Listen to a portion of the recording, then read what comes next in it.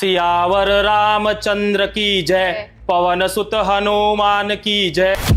हनुमान चालीसा क्यों इतनी इंपॉर्टेंट है, क्या सिग्निफिकेंस? हनुमान जी और हनुमान चालीसा एक ही है, उनका शब्द अवतार है। जो यह पढ़े हनुमान चालीसा होए सिद्ध साखी गौरीसा। तो स्वयं शिव ने जिस चीज की गारंटी ली हो तो हमको करनी ही चाहिए। कि मैं हनुमान जी से इतने दिनों से ये चीज मांग रही हूँ या मांग रहा हूँ, मुझे हनुमान जी नहीं दे रहे हैं, तो उसको मतलब क्या जवाब देना चाहेंगे आप? मन कर्म वचन ध्यान जो लागे। तो हमने मन रखा, हमने कर्म किया नहीं, हम वचनों पे चले नहीं, तो काम कैसे पूरा होगा।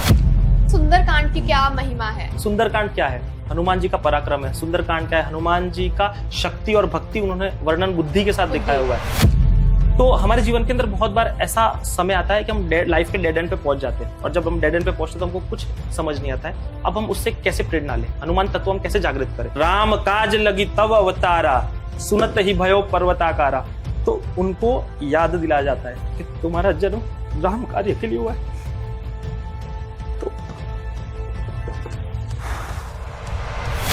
भूत पिशाच निकट नहीं आवे, महावीर जब नाम सुनावे। हनुमान जी का एक स्वरूप है, पहाड़ उठा के जाते हैं ना, भूत प्रेत जो भूत के गण होते हैं या भूत प्रेत जो भी होते हैं ना, वो उस रूप की पूजा करते हैं। और हनुमान जी का आप पंचमुखी हनुमान जी का जो अवतार है ना, जो रूप है ना, जब वो रूप लेते हैं तो सुदर्शन संहिता के अंदर एक चीज बताई गई है कि करोड़ों प्रेतों के आसन पर वो बैठे हुए विराजमान है, तो प्रेत भी उनकी सेवा करते हैं।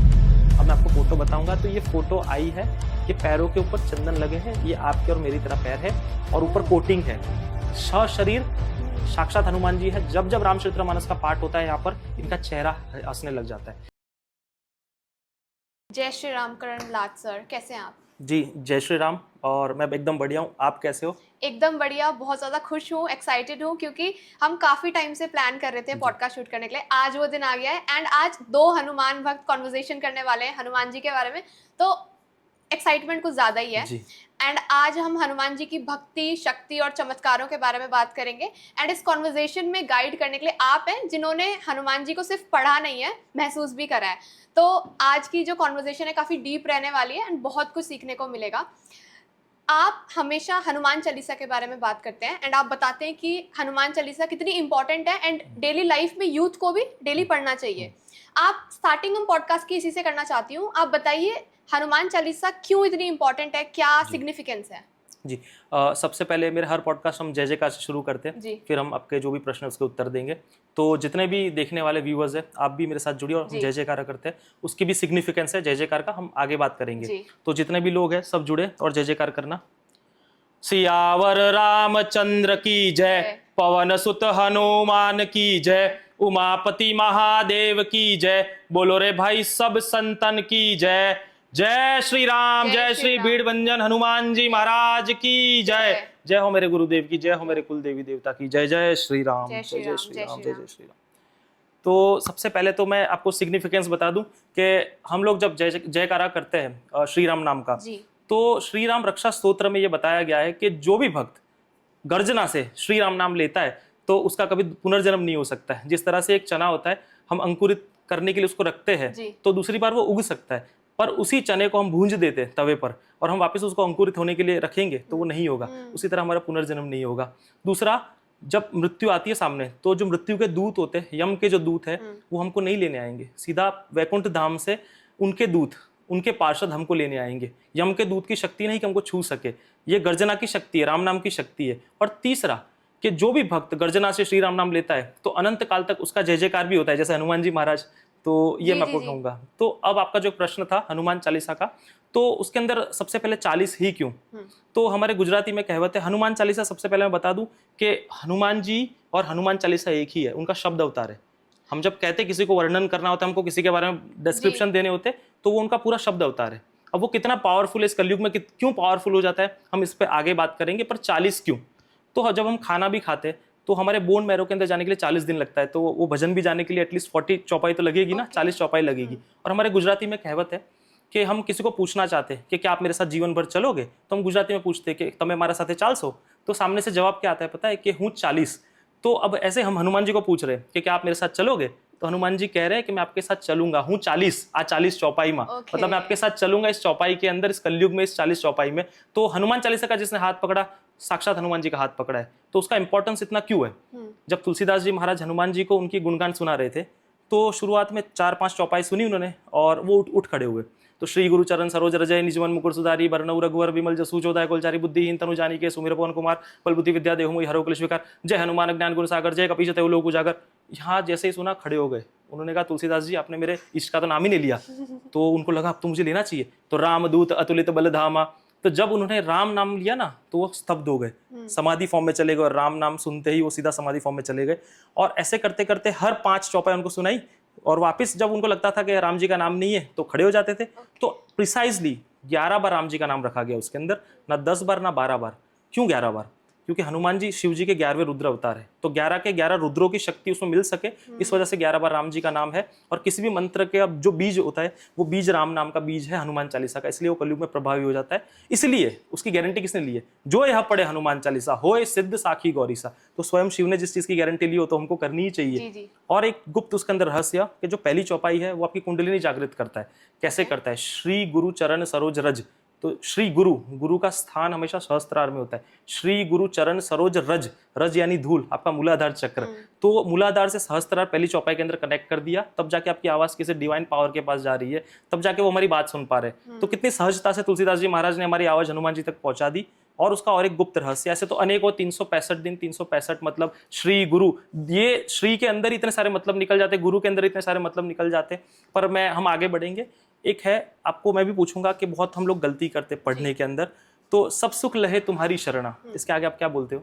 तुम रक्षक काहू को डरना, तुम रक्षक काहू को डरना। आप कभी अच्छे से उठाना हनुमान चालीसा को। लोगों ने रक्षक होता अर्थ रक्षक ही है, लेकिन उसको प्रोनाउंसिएशन रक्षक क्यों लिखा गया है? तुलसीदास जी ने लिखा है ना तो रक्षक लिखा है, ये लोगों ने ध्यान नहीं किया लोगों का। क्यों लिखा है? वो साबर मंत्र की तरह काम करता है। साबर मंत्र का अर्थ नहीं होता है, बट वो तत्क्षण असर करती है। जैसे डिस्प्रिन की गोली असर करती है ना, सर दर्द होता है तो हमने ले ली सेरेडोन, इस कलयुग में इसलिए प्रभावशाली हो जाती है। होता अर्थ उसका रक्षक ही है। तुलसीदास जी महाराज ने ग्रंथ लिखे, रामचरितमानस लिखे, सब कुछ लिखा। क्या उनका व्याकरण कमजोर था? नहीं था, पर उन्होंने कुछ कारण से लिखा है ताकि इस कलयुग के अंदर साबर मंत्रों का बड़ा प्रभाव होता है। बेसिकली वो वर्ड साबर मंत्र है, एक पूरा हनुमान चालीसा साबर मंत्र है अपने आप में। Okay. तो बट उसको बहुत सहजता से लिखा है। हम ये तो जस्ट रहस्य है जो गुरुओं के द्वारा, संतों के द्वारा हमको पता चलते, तो मैं बस बता सकता हूँ। तो ये मैंने भी गौर किया, तब मैं भी रक्षक पढ़ता था, बट मुझे भी ऐसा लगा रक्षक बोलता हूँ मैं, तो ये लोगों को बोलना चाहिए। तो ये उसका गुड़ रहस्य है। और सबसे बड़ी चीज, हम हनुमान जी से क्या मांगते हैं? हम हनुमान जी से कुछ भी मांग सकते, पर कृपा करो हो गुरुदेव की नाई। हम गुरु की तरह कृपा कर मांग रहे हैं उनसे। हम उनको भगवान नहीं हम नहीं चाहते कि आप भगवान की तरह कृपा करो या देवता की तरह कृपा करो। हम उनको कह रहे हैं आप गुरु बनिए। अब गुरु क्यों? अब देवता और गुरु में अंतर क्या है? देवता आपने जाप किए, सर्टन लाख करोड़ प्रकट हो गए, क्या चाहिए आपको, तथास्तु करके निकल गए। वो ये नहीं सोचेंगे कि आपके अच्छा है बुरा है। देखो आपने देखा महादेव ऐसे ही वरदान दे देते थे, वो आगे पीछे का नहीं सोचते थे। तो उसी तरह हम हनुमान जी को क्या कह रहे हैं कि आप मुझे वरदान देना गुरु की तरह करना, क्योंकि गुरु बहुत अच्छे से जानता है। गुरु अच्छे से जानता है आगे का पीछे का, तो वो उसको वही देगा जो उसके लिए अच्छा है, उसके भक्त के लिए या उनके शिष्य के लिए। तो हनुमान जी से हम ये मांगते हैं। तो बस ये। और आपका कोई प्रश्न हो तो आप पूछिए। मुझे एक सवाल आया इससे, जैसे आपने कहा कि हनुमान जी वही देते हैं सारा देख कर कि हमारे लिए क्या सही है क्या नहीं है। बहुत लोग मुझे इंस्टाग्राम पे भी डीएम करते हैं कि मैं हनुमान जी से इतने दिनों से ये चीज मांग रही हूँ या मांग रहा हूँ, मुझे हनुमान जी नहीं दे रहे हैं। तो उसको मतलब क्या जवाब देना चाहेंगे आप? सबसे पहले तो और मनोरथ जो कोई लावे, हो सकता है कि आपकी मन कर्म वचन से आप बंधे ना हो। मांगना अच्छी चीज है, और मैं ये भी नहीं कहता मत मांगो, मांगो। धर्म अर्थ काम मोक्ष सब आपको मिलेगा हनुमान चालीसा से। पर आप मान लीजिए कि आपको प्यास लगी है ना, तो आपको बॉटल उठा के पानी मुंह से लगाना पड़ेगा ना। अब आप बोलोगे मुझे प्यास लगी है, मुझे प्यास लगी, आप मुंह में पानी नहीं डालोगे तो कैसे होगा? तो लोग क्या है, इच्छा व्यक्त करते हैं, इच्छा कर दी, पर उस पर पीछे का कर्म नहीं करते। हनुमान चालीसा में लिखा है, आप देखो बहुत अच्छे से, मन कर्म वचन ध्यान जो लावे। तो हमने मन रखा, हमने कर्म किया नहीं, हम वचनों पे चले नहीं, तो काम कैसे पूरा होगा? अगर मुझे बॉडी बनानी है, ठीक है, तो मैं एक्सरसाइज करूंगा ही नहीं, तो बॉडी कैसे बनेगी? तो लोग क्या चाहते हैं कि बस हम जाप करें, हनुमान जी सब कुछ कर ले। नहीं नहीं नहीं, ऐसा कर्म भी करना है, तभी तो करवाए ना कृष्ण भगवान ने, अर्जुन उठ, तेरे को हथियार उठा, करेंगे तो वही, सब कुछ करना उन्हीं को है, लेकिन तुमको उठना पड़ेगा और तुमको खुद करना पड़ेगा। तो और लेकिन बालक बुद्धि है। सबसे पहले तो जब हम भगवान के पास जाते हैं तो मांग ही मत रखो। मांग ऐसी करो कि आप मुझे चाहिए, आप मेरे हो जाओ, मैं आपका हो जाता हूँ। फिर ऐसी कोई चीज नहीं है। मुझे तो सब मिली है जब मैं उनका हुआ, जब उनका नहीं था तो मुझे कुछ नहीं मिला था, लेकिन जब मैं उनका हुआ मांगने की कभी जरूरत ही नहीं पड़ी, सब अपने आप मिलना शुरू हो रहा है। तो बस हनुमान जी को मानो, सब मिल जाएगा। जी जी बिल्कुल। बहुत आपने जो पॉडकास्ट की स्टार्टिंग करी है, इतनी गूज़बम्स आ गए, मुझे इतनी एनर्जी आ गई है, बहुत अच्छा लगा। अभी आपने हनुमान चालीसा को जिस तरीके से एक्सप्लेन करा है, आई एम श्योर ऑडियंस को बहुत अच्छा लगा है। यू नो, आपने जिस तरीके से एक्सप्लेन करा है, ऐसे नहीं करते हैं लोग एक्सप्लेन, आपने बहुत लाइक एक डिवोशन के साथ करा है। मैं आपसे ना हनुमान चालीसा के कुछ एक्सपीरियंसेस पूछना चाहती हूँ, आपके मे बी आपने कभी शेयर ना करे हो किसी पॉडकास्ट में। जी, ऐसे बहुत सारे एक्सपीरियंस है।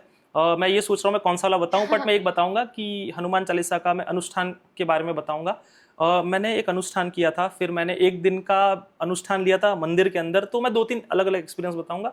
पर लोग कहते हैं ना हनुमान जी नहीं आते, मैं आपको प्रमाण के साथ बताऊंगा हनुमान जी आते। और जैसे हम कहते हैं ना कि इलेक्ट्रॉन्स, मैं थोड़ा सा जो बुद्धिजीवी है, एथिस्ट लोग होते हैं, प्रश्न करते भगवान है तो दिखते क्यों नहीं है, भगवान है तो दिखते क्यों नहीं है। इलेक्ट्रॉन में सब मानते, साइंटिस्ट भी मानते हैं, पर इलेक्ट्रॉन को फिजिकल फॉर्म में कोई प्रूव नहीं कर पाया। अब वो क्यों मानते हैं उसके अंदर, क्योंकि उससे होने वाले प्रभाव, तो भक्त के जीवन में होने वाले प्रभाव से पता चलता है कि भक्त भगवान का आशीर्वाद है। तो अब ये कैसे, एक समय मैं अपना अनुष्ठान कर रहा था, तो रात का समय था और अचानक से एक भाव जागृत हुआ कि प्रभु आपके लिए मैं भोग रखता हूँ, तो आप किसी भी रूप में उसको सहजता से आइए। मैं ये नहीं कहता कि आप अभी आओ, आपका जब मन करे तब आप आ सको तो आप आइएगा। तो उसके अंदर एक चौपाई है, कीजे नाथ हृदय महा डेरा। तो उसके अंदर हम अर्थ तुलसीदास जी ने कितना अच्छा लिखा है कि देखो मैं आपको बंधन में नहीं रख रहा हूँ, कीजे नाथ हृदय महा डेरा, कि आप मेरे मन में डेरा डालिए। डेरे का अर्थ होता है जो बंजारे लोग होते हैं, सर्टन टाइम रुकते हैं फिर आगे बढ़ जाते हैं, सर्टन टाइम रुकते हैं फिर आगे बढ़ते हैं। तो हनुमान जी से यही कह रहे हैं कि आप राम कार्य में बिजी रहते हो, मैं जानता हूँ आपके पास बहुत काम है, आपके अनेकों भक्त है, लेकिन इस तुच्छ भक्त के लिए इतने समय के लिए थोड़े से मन में आ जाइए। और मैंने भी ये मांग की कि आप यहाँ तो आइए, पर एक बार मेरे घर पे भी आइए, मैं आपके लिए भोग रखा हुआ है। अब आप मानोगे नहीं, और उसी क्षण में खड़ा हुआ, मेरा जब पाठ खत्म हुआ तो मेरी पत्नी को मैंने कहा था, जैसे मन के अंदर लोग कहते हैं ना कान में आवाज आना, ये होना, ऐसा कुछ नहीं होता। आपकी अंतरात्मा जो आवाज पहला देता है ना, वही भगवान का आवाज, वही इंट्यूजन। तो अंतरात्मा से तभी आवाज आई कि मैं कल आ रहा हूँ। और मेरी पत्नी को मैंने उठते ही कहा था कि कल के दिन दरवाजा बंद मत रखना, हनुमान जी आएंगे, बोले हैं तो आएंगे वो। दोपहर का समय था और कभी भी आज तक ऐसा नहीं हुआ है, वो बंदर सीधा मेरे घर के अंदर एंटर हुए। और जब मैंने वो केला लेके उनको खिलाया ना, तो मेरे हाथों से उन्होंने केला खाया है। और केला खाया है तो कैसे खाया है, उससे पहले मैंने बिस्किट दिए, फेंक दिए। मैं आपको वीडियो बताऊंगा। अपनी सेना भी लेके आए थे, क्योंकि मुझसे थोड़े रूठे हुए थे, काफी समय से मैं उनको बुला नहीं रहा था। तो उनके बाकी जितने बंदर थे ना, पहले वो खाएंगे, उनके साथ जो बंदर आए थे ना उनको नहीं खाने दिया। और जो बिस्किट्स ले रहे थे ना, उन्होंने हाथ से फेंकवाए है, और मैंने उनको भी बिस्किट दिए, उन्होंने अपने हाथ से फेंके, बोलते नहीं जो भोग लगा है वही खाएंगे। ये मेरा मतलब मन कहता है कि वो सिर्फ और सिर्फ बुलाने पर आते हैं। तो देखो मैं भी आपका जो भाव है, मैं भी अपने आप को कंट्रोल कर रहा हूँ, क्योंकि होता क्या ना, जब हनुमान जी की बात आती है और जब हम बुलाते हैं तो वो आते हैं। और ये लोग, ये आंसू आपके प्रमाण है, आपकी भक्ति का प्रमाण है कि आप कितने निज उनको, कितने मन से उनको प्रेम करते हो, कितने मन से जानते हो। ये भक्ति समझ सकता है कि वो बुलाने पर आते हैं। तो आपके आंसू के माध्यम से वो कहीं ना कहीं पहुंचे हैं, आपको सुन रहे हैं, देख रहे हैं। तो हनुमान जी, मैं तो यही प्रार्थना करूंगा आपको ब्लेस करे उस तरीके से। आपको तो बहुत बड़ा कार्य के लिए चुना गया है, तो शायद आपको पता भी चलेगा जीवन के अंदर आपके बहुत काम करवाने बाकी है, वो आपसे काम करवाएंगे। तो सोचो आप उनके पार्षद हो, तो बस आप ऐसे ही खुश रहिए, मैं तो यही आपको प्रार्थना करूंगा। और हाँ, पर मैं उस स्टोरी पे आता हूँ कि आप बहुत सहजता से आप देखिए। तो वो बंदर मेरे घर में आए, मेरे हाथ से केला खाया, और फिर केला ही खाया, ना बिस्किट्स खाए ना स्वीट्स खाए, स्वीट्स लेके फेंक दे रहे थे। और उनके साथ के जो गण आए थे उनको भी नहीं लेने दिया। तो वो बेचारे एक दो खा रहे थे, तो उन पे ऐसे करके गुस्सा कर रहे थे। तो वो लोग पता है अपना मुंह छुपा रहे थे हनुमान जी से, मुझे ऐसा लगा। मैं आपको वीडियो भेजूंगा, भक्तों को बताइएगा कि भगवान ऐसे भी आते। और फिर बहुत सहज तरीके से उन्होंने विदा लिया और गए। तो मैं मन भी भारी, जैसे आप रो रहे हो तो मेरा मन भी भारी हो गया था। तो पर बुलाने पर आते हो, तो ऐसे आते हैं, वो आते हैं। आप बालक स्वरूप में आएंगे, आपको तो मैंने लास्ट पॉडकास्ट में बताया था कि बालक स्वरूप में आते हैं, बूढ़े स्वरूप में आते हैं। मेरी जब जान को भी खतरा था कॉन्गो के अंदर, तब मेरी जान बचाने आए थे। और अन्य बहुत बार ऐसा होता है कि बहुत लोग मेरे पीछे पड़े रहते हैं, लेकिन कोई कुछ नहीं कर पाता है। तुम रक्षक काहू को डरना, तो रक्षक बन के खड़े हो जाते। किसी का सामर्थ्य नहीं कि आपका बाल इतना भी कुछ तोड़ सके, अगर हनुमान जी महाराज का पर कृपा है तो इस तरह से ही बस मेरे जीवन के अंदर उनका बहुत प्रभाव रहा है। और मैं सोच रहा हूँ कि और मैं क्या अनुभव बताऊं। ऐसे तो बहुत है, पर मैं कुछ आदेश नहीं है बताने के लिए, पर मैं सोच रहा हूँ। हाँ, मैं आपको एक बताता हूँ कि उसी समय की बात है, यही जो मेरी साधना चल रही थी। तो उस समय मैं जाप कर रहा था, रात का 1-1:30 बजे का समय था। और मेरी वाइफ पर फोन आया उनके फैमिली मेंबर का। उनको ये कहा गया कि कोई मुनि महाराज आए हुए हैं। तो वो मुनि महाराज 40 साल से उन्होंने कोई भोजन ग्रहण नहीं किया है, अन्न ग्रहण नहीं किया है, पानी नहीं पीते, सिर्फ हवा पे जिंदा है हनुमान जी का नाम लेकर। और बहुत बड़ी पर्सनालिटी है वो, उनके यूपीएससी के बच्चों को तैयार करते और काफी बच्चों को आईपीएस आईएएस बनाए उन्होंने। और महाकुंभ के अंदर एटलीस्ट 1,00,000-1.5 लाख लोग उनको मिलने आए थे। बहुत बड़ा नाम है, उनसे तो मिलना पॉसिबल ही नहीं है। बट अब वो जिनके वहां रुके थे ना, वो मेरे वाइफ के फैमिली मेंबर्स थे। वो गुजरात आए थे, वडोदरा में आए थे, हरणी में दर्शन करके गए थे, मैं मिल नहीं पाया था। तो मुझे पता नहीं था कौन है क्या है। अब भगवान का बुलावा देखो कि उनके थ्रू अब उनकी जो बच्ची है जिनके वहां पर रुके थे वो मेरे रील्स देखती है, तो रील्स के माध्यम से उनको ये हुआ कि करण भाई हनुमान जी के साधक आए तो करण भाई से तो मिलना चाहिए ना। तो मेरी पत्नी को उन्होंने पूछा कि करण भाई आप आएंगे। अब मैं पाठ कर रहा था तो मैंने जब सुना, मैंने ऐसे इशारों में बात किया कि हाँ हाँ बोलो, क्योंकि हमको समय नहीं लेना है उनसे, हमको देना पड़ेगा उनको समय, तो बहुत बड़ी विभूति है। तो मैंने कहा कल के कल मिलते हैं। तो जब हम उनसे मिलने पहुंचे, आप मानोगे नहीं, हम जब पहुंचे हमने उनको बस प्रणाम किया, हाथ जोड़ा, तो वो बस अपने मुख से एक ही बात कहने लगे, बुद्धिजीवी भक्त, मतलब लिख के, वो मुंह से बोलते नहीं, मौन है, 40 साल से मौन है। तो वो सिर्फ पर्ची पे लिख के, उनके साथ उनके शिष्य होते तो लिख के मतलब बताने लगे। तो फिर हमने आशीर्वाद लिया, तो मैंने उनको ये भी कहा कि आपने मुझे आशीर्वाद क्यों नहीं दिया। तो बोला बेटा मांग के आशीर्वाद नहीं लेते। मैंने कहा कि नहीं, कृष्ण भगवान ने पांडवों को भेजा है कौरवों के शिविर में कि मांग के आशीर्वाद लेना चाहिए, तो मैं आपसे मांगूंगा। तो उन्होंने कहा क्या आशीर्वाद दूं मैं बेटा आपको। तो मैंने उनसे एक आशीर्वाद मांगा था कि मेरा एक ही संकल्प है कि भीड़ भंजन हरणी हनुमान जी महाराज, जैसे चारों युग में हनुमान जी का प्रताप है, लेकिन उस स्वरूप को बहुत कम लोग जानते हैं। जैसे पंचमुखी रूप है, जैसे आप देखोगे तो पहाड़ उठाने वाले हनुमान जी का रूप है, तो उसी तरह भीड़ भंजन जी का रूप है जो राम जी की आज्ञा से वहां स्थित है, तो उसकी महिमा करोड़ों लोगों तक पहुंचे। तो मैं ये आशीर्वाद आपसे मांगता हूं। तो बोला बेटा तो बहुत बड़ा काम मांग लिया, तो राम काज लगी तब अवतारा। तो मैंने कहा तभी तो आप लोगों की जरूरत है, संतों का आशीर्वाद नहीं होगा तो मेरा काम नहीं हो सकता है। तो उन्होंने कहा तथास्तु। और फिर अब ये देखो साधना का फल स्वरूप, वो साधना में जस्ट सहजता से भगवान के दर्शन के लिए कर रहा था, दर्शन मिले, लेकिन संत के दर्शन होना बहुत दुर्लभ है। और उन्होंने मुझे गुप्त ज्ञान दिया, ऐसा गुप्त ज्ञान कि उन्होंने मुझे आगे कहा कि आपको कैसे लोगों से टैकल करना पड़ेगा। जब अच्छा काम कर रहे हो तो आप जितनी भगवान की नजर आप पे होती है उतनी शैतान की भी आप पे नजर होती है, तो आपको गिराने आएंगे लोग, काफी तरह से आ सकते हैं। तो उन्होंने कहा कुछ गुप्त प्रयोग कि जो नाम लिखकर हनुमान जी के चरण के नीचे भी दबा दोगे ना तो उनकी पीढ़ियां दब जाएगी। ये बहुत सारे प्रयोग थे, उन्होंने 3-4 प्रयोग मुझे बताए। तो लिख के बताए उन्होंने, मतलब वो लिख के बता रहे थे इस तरह से, मतलब बोलने का मेरा अर्थ है लिख के बता रहे थे। और कुछ गुप्त ज्ञान, और मुझे और एक चीज सीख दी उन्होंने। अच्छा, उस समय सावन का महीना चल रहा था, तो शिव जी का ही दिन था, तो उन्होंने मुझे एक बहुत अच्छा समझ दी कि शिव जी और हनुमान जी में इतना भी भेद मत करना, क्योंकि स्वयं शिव जी ने अपना रूप त्याग कर, गृहस्थ जीवन त्याग कर ब्रह्मचारी बन के राम जी की सेवा के लिए उतरे। और जो उनके पीछे उनकी जो पूछ है ना, वो शक्ति है। हाँ, राइट। क्यों? क्योंकि आप देखो कि जब शिव जी जा रहे थे ना, अपना मतलब बोलते हैं कि अंश अवतार में हनुमान जी के रूप बनकर राम जी की सेवा में, तो माता पार्वती ने कहा कि मैं भी आपके साथ चलूंगी। तो उन्होंने कहा कि देखो मैं ये यहाँ पर गृहस्थ जीवन नहीं छोड़ सकता, क्योंकि मुझे सबको लेके चलना है। तो आप देखो कि शिव जी ने पहले अपने परिवार को कैसे संभाल के रखा है। उनके गले में सांप है, ठीक है, जो गणपति जी है उनके पास चूहा है, जो कार्तिक है उनका वाहन मोर है, माता जी का वाहन जो है वो शेर है या बाघ है, और नंदी बैल आप देखोगे तो ये सब एक दूसरे के नेचुरल तौर पर दुश्मन है। पर शिव जी इतने बड़े ध्यानी है कि कोई कुछ नहीं करता है। तो अगर मैं वहां से हिला तो यहाँ पर कुछ प्रलय हो सकता है, एक दूसरे को ये लोग मार सकते हैं, तो मेरा शरीर मैं छोड़ के उस तरह से नहीं जा सकता, इसलिए मैं हनुमान जी बनकर जाऊंगा। और स्वयं आप देखो कि विष्णु जी ने अपने आप को श्राप दिलाया कि हनुमान जी उनकी मदद करने राम जी के साथ आए। आप रामचरितमानस पढ़ोगे तो लंबा हो जाएगा, मैं थोड़ा एक्सप्लेन, बहुत लंबा हो जाएगा, मैं उसको ज्यादा नहीं एलोबरेट करना चाहता, पर स्वयं खुद को श्राप दिलवाया है नारद मुनि जी से। तो अब वो रूप त्याग कर यहाँ पर आए, और उनके पीछे पीछे माता पार्वती कहती है कि मुझे भी आप ले चलो। तो उन्होंने कहा कि मैं आपको ले जाऊंगा, तो मैं राम जी की सेवा करूंगा, आपकी सेवा करूंगा। तो उन्होंने कहा कि मैं आपको परेशान नहीं करूंगी। तो उन्होंने कहा कैसे? तो मेरे पास एक युक्ति है। माता पार्वती ने कहा मैं आपके पीछे आपकी पूंछ बनकर चलती हूँ, ताकि आगे आपके रहूंगी ना, आपके पीछे पीछे रहूंगी। अब देखो कितना गुड़ रहस्य है कि हमारा जो गुदा द्वार होता है, मूलाधार शक्ति का स्थान वही होता है, वहीं से आप देखोगे तो पूंछ निकलती है, और पूंछ ने ही लंका जलाई थी क्योंकि शक्ति की अवहेलना हुई थी। तो ये देखिए कि पूरी तरह से आप देखो, तो उन्होंने मुझे पूरी स्टोरी समझाई और कहा कि कभी भी आप भेद मत करना शिव में और हनुमान जी के अंदर, शंकर स्वयं केसरी नंदन। तो आप शिव जी को पूज रहे हो या हनुमान जी को पूज रहे हो, और आप हनुमान जी को पूज रहे हो तो पांचों देवता का पूजन हो जाता है, सूर्य देवता का भी हो जाता है, गणपति जी का भी हो जाता है, आप देखोगे तो लक्ष्मी पार्वती का भी हो जाता है, सबके दर्शन उसके अंदर, सबके दर्शन आ जाते हैं। तो उन्होंने बस यही समझाया, तो मैंने काफी ज्ञान ग्रहण किया।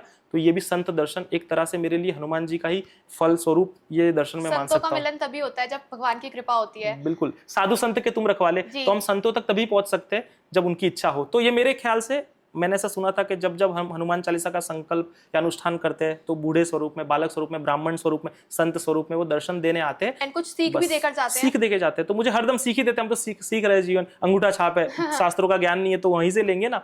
तो इस तरह से वो दर्शन देते हैं। तो बस ये आपको मैं समझाऊंगा जी।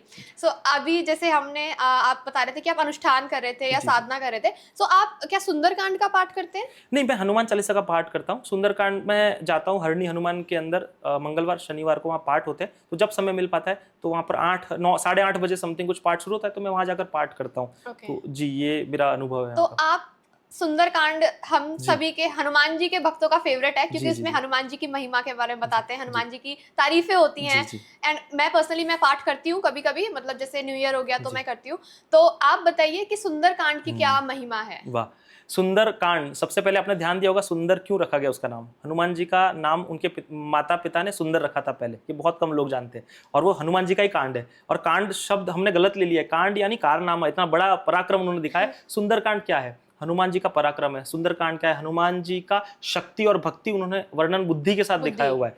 तो मैं आपको उसका मेटाफर्स के तौर पर हमारे जीवन में हम कैसे उतार सकते हैं, ये मैं आपको उसका उदाहरण दूंगा। उससे हम क्या सीख सकते हैं, 3 सीख मैं देना चाहूंगा जो मुझे इतनी समझ आई है। ऐसे तो बहुत सारा डीप नॉलेज है उसके अंदर, वास्ट नॉलेज है जो हमारे बुद्धि में नहीं जा सकता। 3 चीज। सबसे पहली चीज कि हमारे जीवन के अंदर हम लाइफ के डेड एंड पे पहुंच जाते हैं। जिस तरह से आपने देखा होगा कि जो सेना थी, पूरी की पूरी सेना सीता माता की खोज में एक जगह पर आके स्टक हो जाती है, और वो स्टक हो जाती है तो वहां से वो आगे नहीं बढ़ पाते। तो जामवन जी देख रहे होते कौन जाएगा कौन नहीं जाएगा, वो एक दूसरे में वो मतलब पता लगा रहे होते।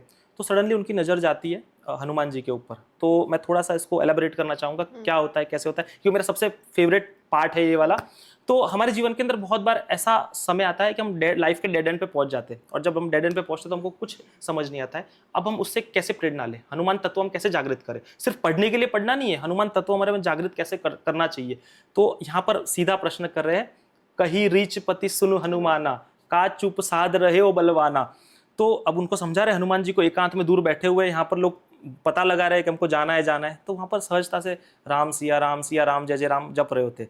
तो जब उनको जामवन जी ये कह रहे होते ना कि अरे अब चुपचाप क्यों बैठे हो, बोलो, कुछ नहीं बोलते, श्री राम जय राम, बस ऐसे ही जाप कर रहे होते हनुमान जी महाराज। अब पवन तनय बल पवन समाना, बुद्धि विवेक विज्ञान निधाना। अब ये जो जामवन जी उनको वापस समझा रहे कि अरे तुम पवन के पुत्र हो, पवन का वेग है, तुम उड़ के एक ही छलांग में जा सकते हो। उनको कोई फर्क नहीं पड़ रहा है, श्री राम जय राम, श्री राम जय राम। अब उनको लगता है कि वापस लगता है उनको थोड़ी और शक्ति याद करानी पड़ेगी। तो कवन सो काज कठिन जग माही, जो नहीं होए तात तुम पाही। अरे हनुमान जी महाराज, आप सब कुछ कर सकते हो, ऐसा कुछ नहीं है इस धरती पर जो आप ना कर सको। स्टिल उनको कोई फर्क नहीं पड़ता है। अब वहां पर वो बड़ी गेम खेलते हैं। उनको लगता है कि अब इनको कहना पड़ेगा कि इनका जन्म क्यों है। उनको कहते हैं कि तुमको पता है तुम्हारा जन्म क्यों है। तो हनुमान जी कहते क्यों, तब उनके कान खड़े हो जाते, क्यों? बोलते राम काज लगी तव अवतारा, सुनत ही भयो पर्वताकारा। तो उनको याद दिलाया जाता है कि तुम्हारा जन्म राम कार्य के लिए हुआ है।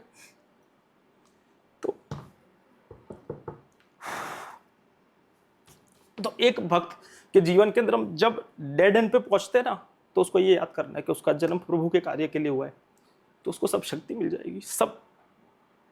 तो ये रिलेट क्यों कर पाता है कि मैं भी अपने जीवन के डेड एंड पे था, कुछ नहीं कर सकता था, बस एक ही कार्य लिया प्रभु का, बस प्रभु का नाम, तो सब कर दिया उन्होंने। तो ये अब सुंदरकांड हमको अपने जीवन में उतारना चाहिए इसी तरह कि राम काज लगी तब अवतारा, सुनत ही भयो पर्वत आकारा।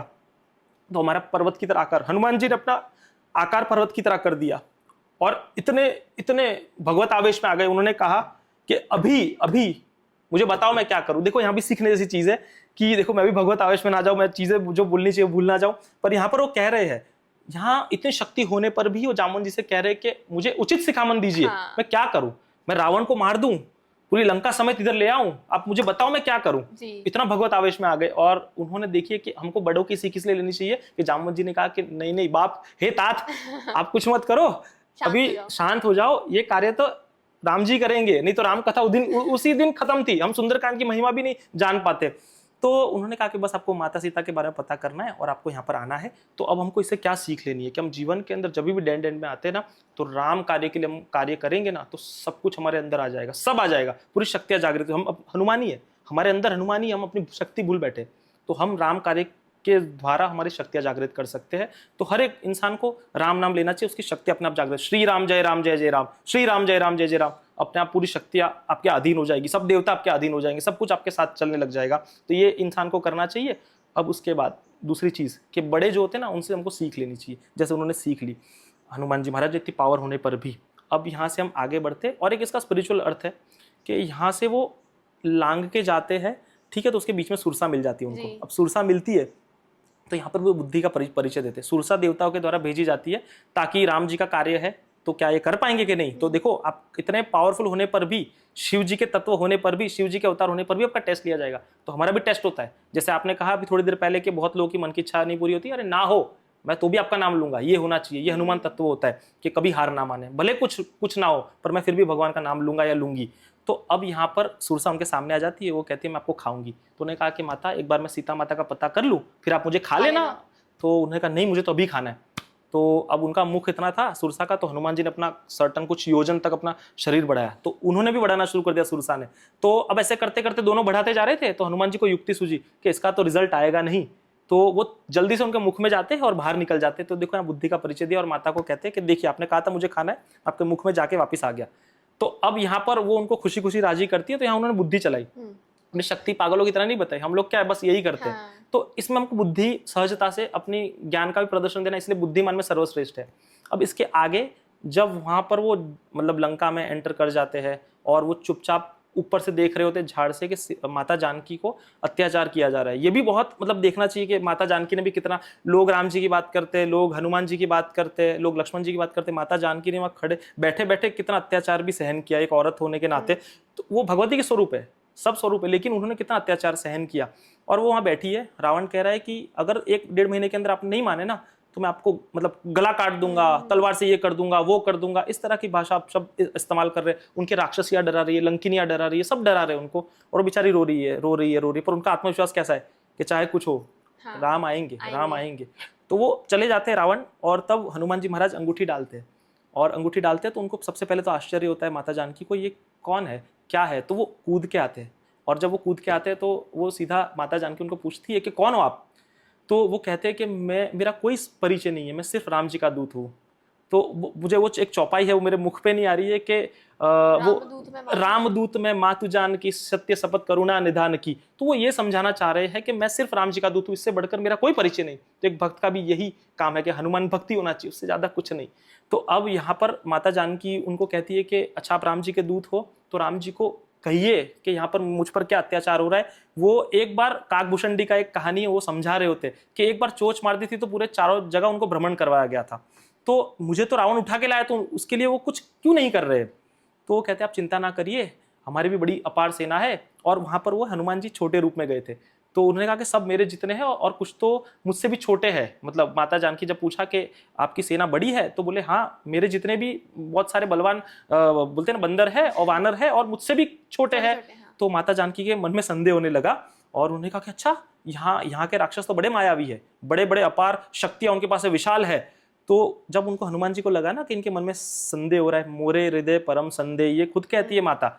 तो अब वो कनक भुद्राकार शरीरा समर भयंकर अति बलवीरा। तो जैसे उनको पता चलता है, उनको सेंस होता है कि माता जानकी डर रही है, भयंकर रूप दिखाते हैं।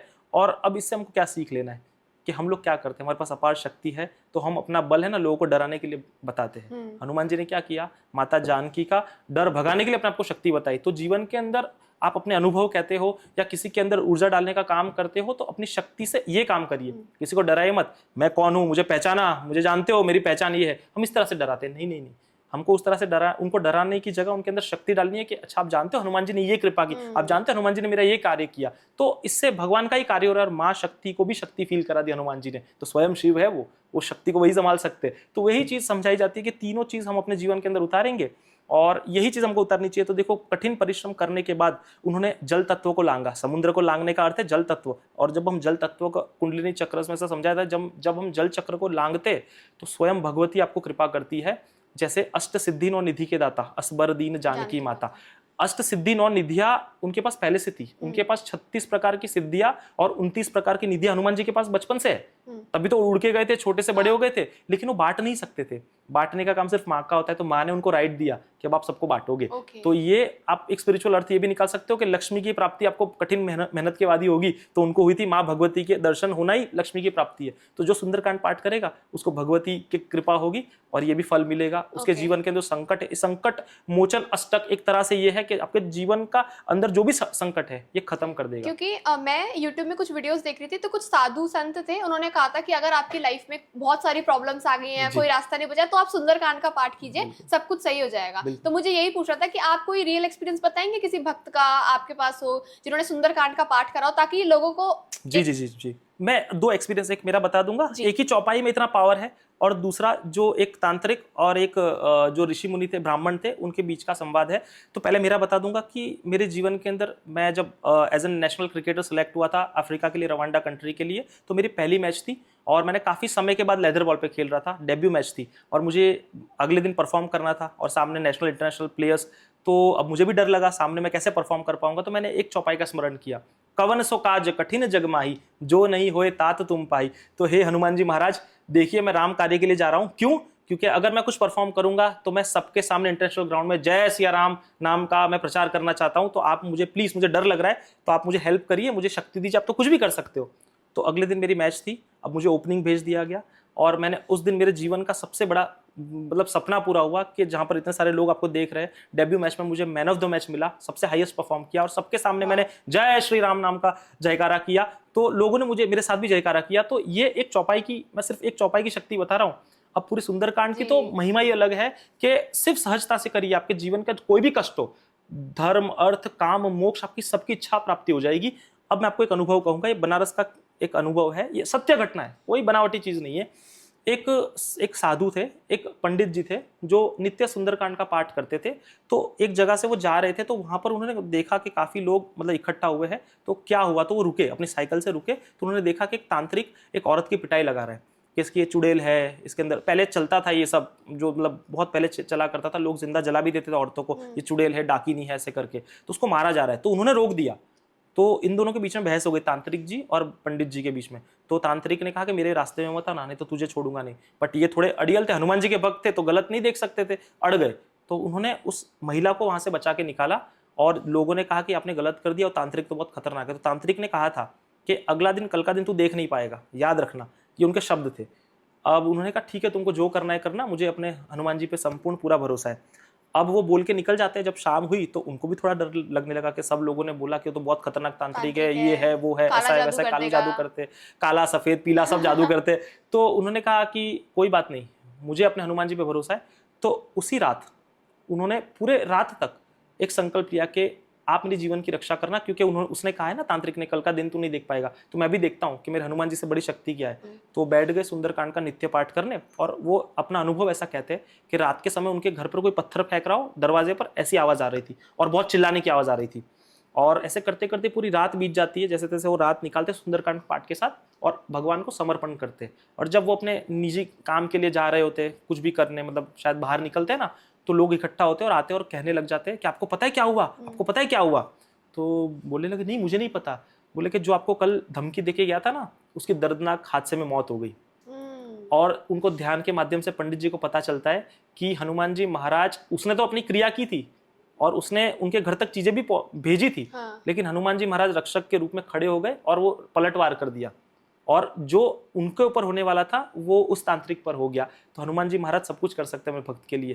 अपने प्रेम में तो वो सीना चीर देते हैं, तो अपने भक्त के लिए भी किसी को भी चीर सकते हैं वो तो ये गारंटीड है। लाइन है ना कि भगत के वश में है भगवान। बिल्कुल बिल्कुल।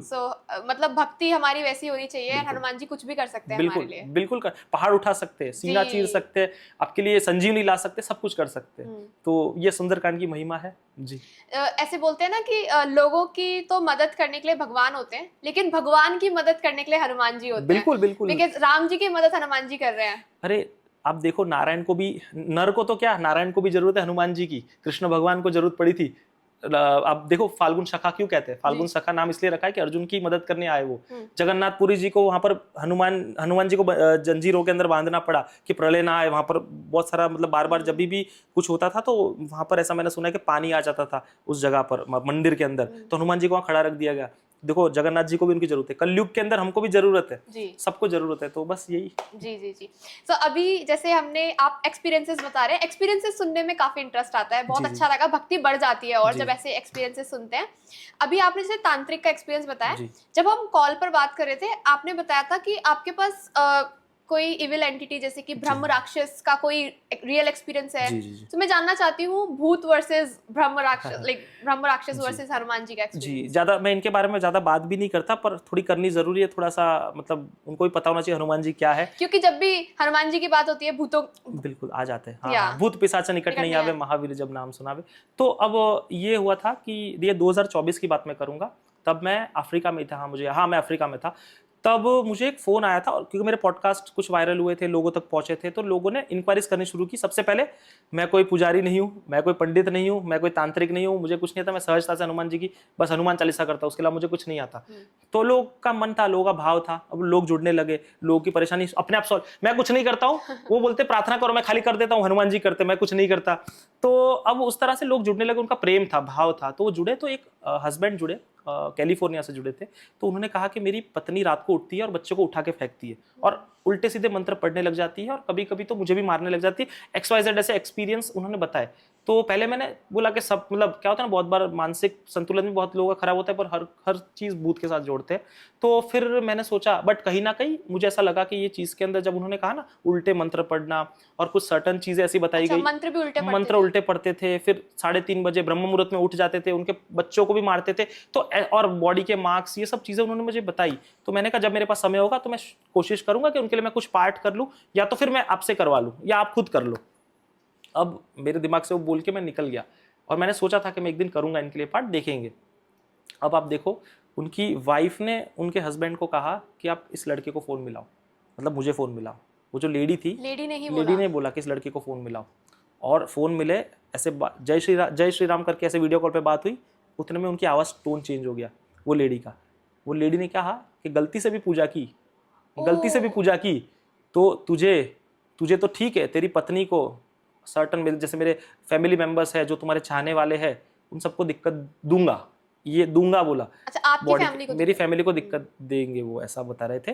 तो मैंने कहा कि अब बहुत बार क्या प्रेत आते हैं ना, तो वो आपको डराने भी आते, आपका दिमाग चेंज करने भी आते। तो मैंने भी उसको बोलना शुरू किया अपनी तरह से, जैसे बोल सकते थे। तो अब उसने एक चीज़ कही, जब एक चीज़ कही ना, तो मेरे भी हाथ पैर कांपे। उस समय कांपने का अर्थ इस वजह से, उन्होंने ये कहा कि तुझे तो पूजा करना नहीं आता है। ब्रह्म राक्षस ये कह, तब तक पता नहीं ब्रह्म राक्षस है नहीं, क्या है वो।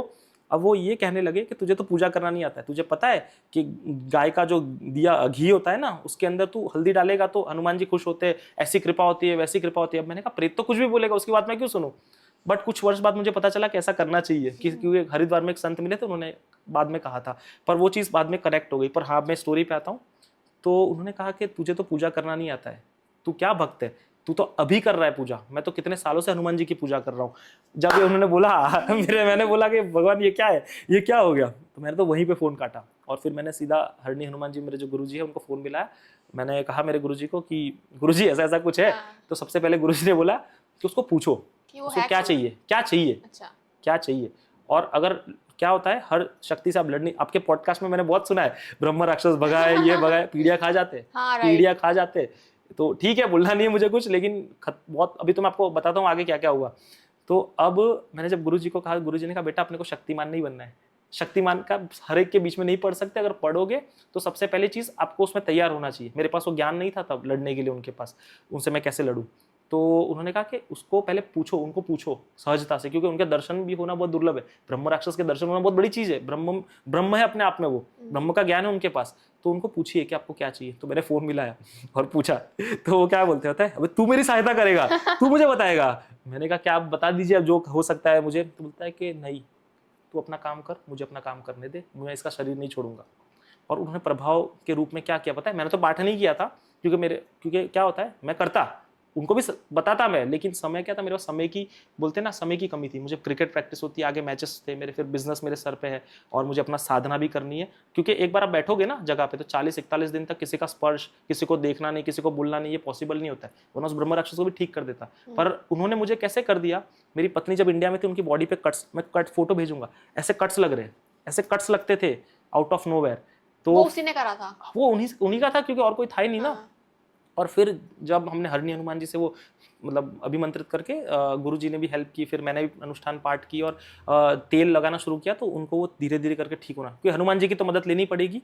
फिर मैंने गुरु जी को पूछा, जब मैं इंडिया भी आया, फ़ोन पे भी मैंने, मुझे याद है जहाँ तक, मैंने उनको पूछा कि ये क्या है, आज तक तो ऐसी किसी चीज़ से मतलब पाला ही नहीं पड़ा है, ये क्या है। तो उन्होंने कहा कि बेटा बहुत बार क्या होता है ना कि कुछ बोलते हैं ना कि ब्रह्म ऋषि, अच्छा ब्रह्म राक्षस का अर्थ ये नहीं ब्राह्मण है वो, कोई भी जिसको ब्रह्म का नॉलेज है तो आपको भी हो सकता है, मुझे भी हो सकता है, और बट हम किसी गलत कर्म के चलते हम उस योनि में चले जाते हैं। तो हमारे पास ज्ञान तो है और हम रोक भी सकते, जैसे कोई भगाने आता है तो वो रोक देते। तो उस तरीके से अब उनको सब पहले से पता था कि कोई मुझ पर क्या असर कर सकता है, तो मैं कैसे बच सकता हूँ, तो सब बता रहे थे। तो मैंने गुरुजी को कहा कि ये किसकी पूजा, मतलब हनुमान जी की पूजन तो करते हैं पर कैसे कर सकते हैं, हमने तो ये सुना है भूत पिशाच निकट नहीं आवे, महावीर जब नाम सुनावे। तो उन्होंने कहा कि हनुमान जी का एक स्वरूप है, पहाड़ उठा के जाते हैं ना, भूत प्रेत, जो भूत के गण होते हैं या भूत प्रेत जो भी होते हैं ना, वो उस रूप की पूजा करते हैं। और हनुमान जी का, आप पंचमुखी हनुमान जी का जो अवतार है ना, जो रूप है ना, जब वो रूप लेते हैं तो सुदर्शन संहिता के अंदर एक चीज बताई गई है कि करोड़ों प्रेतों के आसन पर वो बैठे हुए विराजमान है, तो प्रेत भी उनकी सेवा करते हैं। तो हम जितने उनको प्रिय है, प्रेत भी उनको उतने प्रिय है, क्योंकि शिव को तो सब प्रिय है, तो शिव ही है। तो इस वजह से वो हमसे पहले से पूजन कर रहे हैं। हम तो अभी 30-40 जो भी साल हो गए, हम उतने ही पूजन कर पाए होंगे, लेकिन उनके पास ब्रह्म का ज्ञान भी है, तंत्र का ज्ञान भी है, तो उनका पलड़ा भारी है। एंड वो प्रॉपर एक मेथड से कर रहे हैं, उनको और ज्यादा नॉलेज है, उनको ज्यादा नॉलेज है, हम तो नए नौ सीखिए, हम क्या भगाने जाएंगे। तो इसलिए हाँ, उनको कर सकते हैं ठीक, लेकिन मैंने कहा ना कि अनुष्ठान करना पड़ता है। वो अनुष्ठान में आप किसी को देख नहीं सकते, बात नहीं कर सकते, किसी का स्पर्श नहीं होना चाहिए, एकांतिक में होता है, किसी को देख भी नहीं सकते होता है। पंचमुखी कवच ही है और अन्य बहुत सारे वडवानल स्तोत्र के प्रयोग है, बहुत सारे प्रयोग है, वो ठीक हो जाते हैं, लेकिन मेरे पास समय नहीं था, क्योंकि आपको उस सर्टन अलग जगह पे उसके अंदर बहुत सारी चीजें न्यास होता है, दिग्बंध होते हैं, फिर पुरुष चरण होते हैं, फिर उसके बाद आपको ध्यान, मैनिफेस्टेशन, यंत्र, बहुत सारे प्रोसेस से गुजरना पड़ता है। न्यास, आपको देवता के पास देवता बन के जाना पड़ता है, तब आपको सुनता है वो, ऐसे हम इस पिंड लेके नहीं जा सकते। तो बहुत सारी चीज थी, बट हाँ फिर हाथ जोड़े। बट एक चीज पता चली कि उस लेडी पर उसके सगे भाई ने प्रॉपर्टी के लिए कराया था। राइटर है वो, बहुत बड़ी राइटर है, नाम नहीं लेना चाहता मैं, बहुत बड़ी राइटर है वो, पर अभी वो कैसी है क्या है मुझे नहीं पता। हाँ, पर मैंने एक चीज कही थी, आप एक बार मंदिर में आ जाना हरणी, उसको ठीक कर देंगे, क्योंकि यहाँ दूर दूर से कुछ नहीं होता है। और आने से अर्थ है कोई पैसा चार्ज नहीं करता, वरना लोग समझेंगे कोई पैसा ही नहीं भाई, फ्री में, सिर्फ और सिर्फ हनुमान जी की आरती और दर्शन लेने। मुझे भी मत मिलो, किसी को मत मिलो, हनुमान जी की आरती ले लो, ऐसे ही ठीक हो जाओगे। एक ही आरती लेनी है, हनुमान जी साक्षात विराजमान है, हिरण्याक्ष को दबा के रखा है। हिरण्याक्ष, अब ये ना सोचे सत्युग वाला, ये द्वापर के अंदर हिरण्याक्ष अमर था, नरभक्षी राक्षस था, जो हरणी मंदिर के अंदर आज भी उसको दबा के रखा है। साक्षात शरीर हनुमान जी मौजूद है राम जी की आज्ञा से। तो ये केस था जो लोग, मैं इसको बहुत अच्छी तरीके से प्रेजेंट कर सकता, मैंने ये कर दिया वो कर दिया, नहीं, सत्यता ये थी कि मैं कुछ नहीं कर पाया, लेकिन मैंने वो चीज अपनी तरह से बचाव कर लिया। और फिर मैंने आपको कहा ना कि जब वो अभी इससे पहले के एक मौनी बाबा मिले थे, तो ये भी चीज मैंने उनको कही थी कि जीवन के अंदर ऐसी एंटिटी से सामना हो तो कैसे बचा जाए। तो उन्होंने मुझे दिव्य ज्ञान दिया कि किस तरह से क्या अनुष्ठान करके आपका सिर्फ नजर पड़ेगी ना, आपकी नजर से वो कांप जाएगा। तो उसके लिए आपको उस तरीके से आपके अंदर कठोरता, ब्रह्मचार्य से लेके बहुत सारे नियम कानून फॉलो करना, आपका पानी अलग हो, आपका खाना अलग होना चाहिए, झूठन नहीं, बहुत सारी चीजों का ध्यान रखना पड़ता है। अभी जैसे आप ऑडियंस को बताएंगे, बहुत सारे लोग इस चीज से सफर कर रहे हैं कि उनको ऐसा लगता है कि उनके ऊपर कुछ मे बी ब्लैक मैजिक हो रखा है या भूत प्रेत लगे हुए हैं। तो आप बताएं कि ये तो एटलीस्ट आप कर लीजिए, करिए, जिससे बचाव हो जाएगा। बिल्कुल, मैं आपको एक प्रयोग देता हूँ हनुमान चालीसा का। वो सबसे पहले तो देखो, अपने अंदर का जो हमारी गंदगी है ना, वही भूत प्रेत है। मैं आपको आगे और एक उदाहरण दूंगा कि लोग भूत प्रेत के नाम से बहाना भी बनाते हैं, तो वो आगे आएंगे, लेकिन एक प्रयोग देना चाहूंगा हनुमान चालीसा से, ये कर लेना, भूत प्रेत का सब भाग जाएंगे, सब भाग जाएंगे। एक चीज है, सबसे पहली चीज, किसी भी मंगलवार से आपको शुरू करना है हनुमान चालीसा का ये प्रयोग, 16 हनुमान चालीसा का प्रयोग। अब आपको पहले दिन 1 करनी है, जैसे मंगलवार, फिर दूसरे दिन 2, तीसरे दिन 3, ऐसे करते करते आपको असेंडिंग यानी 16, 1 2 3 4 5 6 करते करते 16 आ जाना है। फिर आपको उतरना है, असेंडिंग और डिसेंडिंग। 16 आ गए, फिर जो 70वां दिन होगा उस दिन आपको 15 14 13 12 11 करते करते 1 आ जाना है। ये आपको और 2 बार रिपीट करना है, यानी प्रोबेबली 92 93 डेज कुछ लगते हैं। उस समय आपको जमीन पे सोना है, नाखून बाल नहीं काटने हैं, आपको राम जी का नाम लेके, अब आपको जो नॉर्मल पूजा जो विधि होती है, जैसे आपको दिया, गाय के प्योर घी का दिया लगाना है, भैंस का नहीं, क्योंकि षट कर्म में इस्तेमाल होता है, इसे इसका ध्यान रखना। फिर धूप लगानी है, आपको दीप लगाने हैं, फिर और दीप के अंदर भी सरसों का लगाओगे तो कोई भी कर सकते हो, ऐसा कुछ नहीं है, कुछ भी कर सकते हो। आसन अपने लिए लेना है, हनुमान जी के लिए लेना है, और ये नित्य आपको पूरे 93-92 डेज तक ये पूरा संपूर्ण विधि फॉलो करनी है। और हनुमान जी से बस ये प्रार्थना करनी है कि मेरे जीवन के अंदर ये दिक्कतें हैं, इससे आप मुझे बचाइए। और जब आपका आखिरी दिन होगा तो आपको एक पान का बीड़ा लेना है, सुपारी, लौंग, इलायची, और वो फिट करके आपको सुपारी के साथ फिट करके हनुमान जी को भोग लगा देनी है आखिरी दिन। बस इतना कर देना, फिर मुझे बताना कौन सा भूत प्रेत आपको परेशान करता है। नहीं कर पाएगा, कुछ नहीं कर पाएगा। और सबसे पहली चीज़, हमारे अंदर का दिमाग वो भूत पैदा करता है क्योंकि हम मेहनत नहीं करना चाहते। आजकल लोगों की परेशानी ये है कि लोगों को मेहनत नहीं करनी है। आप देखो सनातन के अंदर आप देखोगे तो हिंदू सबसे कमजोर है। एक बाबा खड़ा हो जाएगा, करोड़ों लोग उसके पीछे पड़ेंगे। अरे वो उनको कृपा हुई है ना, उसकी कृपा तुमको उनसे ज्ञान ले लेना है, पर अपने जीवन में इंप्लीमेंट करना है। आप, मैं ये नहीं कहता किसी के पीछे सबको फॉलो करो, सबके पीछे भागो, लेकिन खुद भी तो चेंज हो। आप खुद में भी तो वो लाओ, हनुमान जी आपसे प्रेम करे। आप किसी इंसान को महत्व दे रहे हो, मैं तो सबको कहता हूँ मेरे पास भी मत, मैं तो भगा देता हूँ। क्यों? क्योंकि आपने अपने आप को महत्व नहीं दिया है। जिस दिन आप अपना इंपॉर्टेंस खो दोगे ना, भगवान भी आपको भूल जाता है। नहीं, आपको बोलना है, लड़ना है भगवान से कि उसको आप कृपा कर रहे हो, मैं बहुत खुश हूँ, मुझ पर क्यों नहीं कर रहे। ये जिद है, लड़ो। लड़ो, एक बच्चे की तरह मांगो, बच्चे की तरह मांगो, नीचे बच्चा बन के पूजा करना। और एक ध्यान की विधि, अब ये मैंने आपको पाठ तो बता दिया, पर आप शुरू कैसे करोगे? राम जी का नाम लेकर, सबसे पहले तो गणपति जी का नाम लेकर, फिर शिव जी का नाम लेकर, राम नाम लेकर ये प्रयोग शुरू करोगे। और ध्यान में आपको ये कहना है कि हे हनुमान जी महाराज, आप मेरे अंदर विराजमान हो जाइए, आपकी शक्तियां मेरे अंदर विराजमान करिए, आप मेरे लहू में बन के दौड़िए। और मैं शिव शक्ति का पुत्र हूं, मैं अपना स्वरूप भूल गया हूं, मैं सब कुछ भूल गया हूं, लेकिन आप मुझे याद दिलाइए और आप यश और जय जयकार मुझे प्रदान करिए। इस तरह का यश और जय जयकार कि कोई मुझे मिले तो वो आपको देख सके, जो मुझे मिले उसको आपकी भक्ति दिखे, तो मुझे ये प्रदान करिए और आप मेरे अंदर इस तरह से विराजमान होइए। तो वो आपके अंदर विराजमान होंगे आपकी बातों में, और सुनते हैं, आपके अंदर विराजमान होते हैं, उनकी बातों में सिर्फ वही दिखेंगे। जैसे लैला मजनू की कहानी है ना, तो मजनू को एक राजा कहता है कि मैं तुझे सुंदर सुंदर लड़कियां दिखाता हूँ, उससे शादी कर ले। तो मजनू कहता है मुझे एक भी पसंद नहीं है, मैंने सबको देखा, मुझे सिर्फ लैला पसंद है। तो राजा ने कहा अरे तेरी लैला को अपने देखा है, बिल्कुल भी सुंदर नहीं है। तो मजनू क्या कहता है पता है कि अगर तुमको लैला को देखना है तो मजनू की आंखें चाहिए, इसलिए हनुमान जी को देखना है तो भक्त की आंखें चाहिए, नहीं तो नहीं देख पाओगे। तो इसलिए उस तरह के मजनू बन जाओ हनुमान जी के पीछे, जैसे लैला के पीछे मजनू बने थे। और बहुत लोग शायद गुस्सा करें, लेकिन बनना चाहिए। हनुमान जी से प्रेम करो। मैं सब कहता हूं सब भूल जाओ, सिर्फ प्रेम करो। जिस दिन तुमने प्रेम किया ना, फिर देखना, मेरा जीवन का निजी अनुभव है, सब इंसान, मैं ये नहीं कहता सबको त्याग दो, इंसानों को इंसानों की तरह रहने दो, वो व्यवहार वहां पर रखो, लेकिन भगवान से प्रेम करो। जिस दिन आपने भगवान से प्रेम किया ना, वो आपके लिए पहाड़ उठा लेंगे। ये मेरा निजी अनुभव है, सब कुछ कर सकते, बस यही क्या करना है आपको। जी। बहुत, मैं कभी कभी स्पीचलेस हो जाते हैं, समझ नहीं आता है क्या बोले। आपने इतने एक्सपीरियंस जो आपने बताया, ये ब्रह्म राक्षस वाला काफी लाइक गूज़बम्स वाला था कि इस तरीके से भी कर देते हैं, मतलब आपकी फैमिली को ही अटैक कर दिया। आपने एक और एक्सपीरियंस बताया था, आई थिंक योगिनी का कोई एक्सपीरियंस है, मैं उसके बारे में भी जानना चाहती हूँ। योगिनी का मैं एक एक्सपीरियंस बताऊंगा, और उसके बाद में अगर भूलना जाऊं तो मैं आपको एक एक्सपीरियंस बताऊंगा। एक पैर पे मैंने 108 हनुमान चालीसा की थी और मुझे दर्शन दिए थे उन्होंने, तो वो भी मैं बताना चाहूंगा। क्योंकि भूत प्रेत तो ठीक है, ये लोग थोड़ा सा, मैं नेगेटिविटी को नहीं प्रमोट करता हूँ, बट करेंगे क्योंकि उनसे भी ऊपर शक्ति है कोई। अब एक लेडी है मुंबई से, मैं नाम भी ले लूँगा, उनका ले सकता हूँ क्योंकि अभी मेरे टच में है वो, तो अनीता आंटी करके है, वो मेरे टच में आए थे। तो उन्होंने कहा था कि उनकी बेटी जो है वो यूएस में है, उनकी बेटी के बॉडी पे मार्क्स हो रहे हैं, उनकी बॉडी पे भी मार्क्स हो रहे हैं, और सर्टन चीज़ें उनको दिखाई दे रही है, कुछ ना कुछ हो रहा है। तो मैंने कहा ठीक है, एक दिन मैं आपके लिए पाठ करता हूँ। अब मैंने बस भगवान से प्रार्थना की कि इनको ठीक करो, बस यही कहा था मैंने, और कुछ नहीं किया था। अब और उस समय, मैं ये जनवरी की बात कर रहा हूँ, और अक्टूबर लास्ट ईयर, मतलब 2025 अक्टूबर से मेरा अनुष्ठान था माता दुर्गा का। मैं जाप करता हूँ तो मेरी पत्नी को देता हूँ, मेरी पत्नी जाप करती है माता के, तो मैं उनसे ग्रहण कर लेता हूँ, तो हम एक दूसरे को जाप ऐसे शेयरिंग चलता रहता है, शिव शक्ति का काम। तो अब जब उन्होंने मुझे अनुष्ठान दिया तो मैंने अनुष्ठान करना शुरू किया, और जनवरी के अंदर गुप्त नवरात्रि आती है, तो मेरा अनुष्ठान खत्म होने वाला था। उस दौरान इन लेडी का आना हुआ।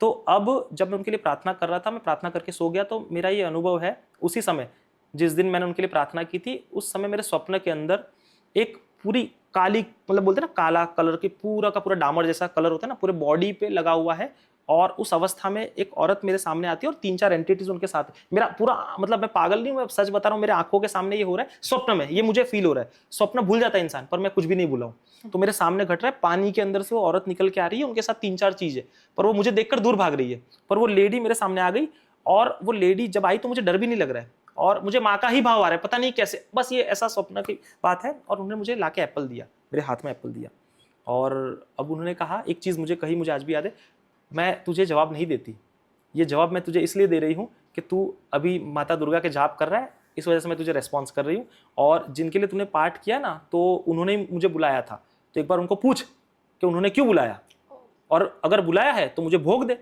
ये उनका कहना था। तो अब मैंने ये चीज़ खुल गई।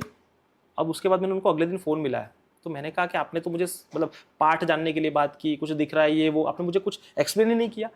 फिर वो ओपन अप होने शुरू हुए कि उन्होंने इससे पहले कोई दिल्ली के अंदर ही कोई तांत्रिक वांत्रिक है या कोई लेडी लड़की है जिनसे उन्होंने कुछ सर्टन कार्य करवाया था। अब वो करने तो गई पर कुछ गलत एंटिटी इन्वोक हो गई। गलत एंटिटी मतलब कि अगर आप माता का पूजन करते हो तो योगी 64 योगिना भी होती है, तो उसमें से कोई भी इन्वोक हो सकती है, तो वो इन्वोक होकर आ गया, वो अपना भोग मांग रही है, तो इनको भी परेशान उनको भी परेशान।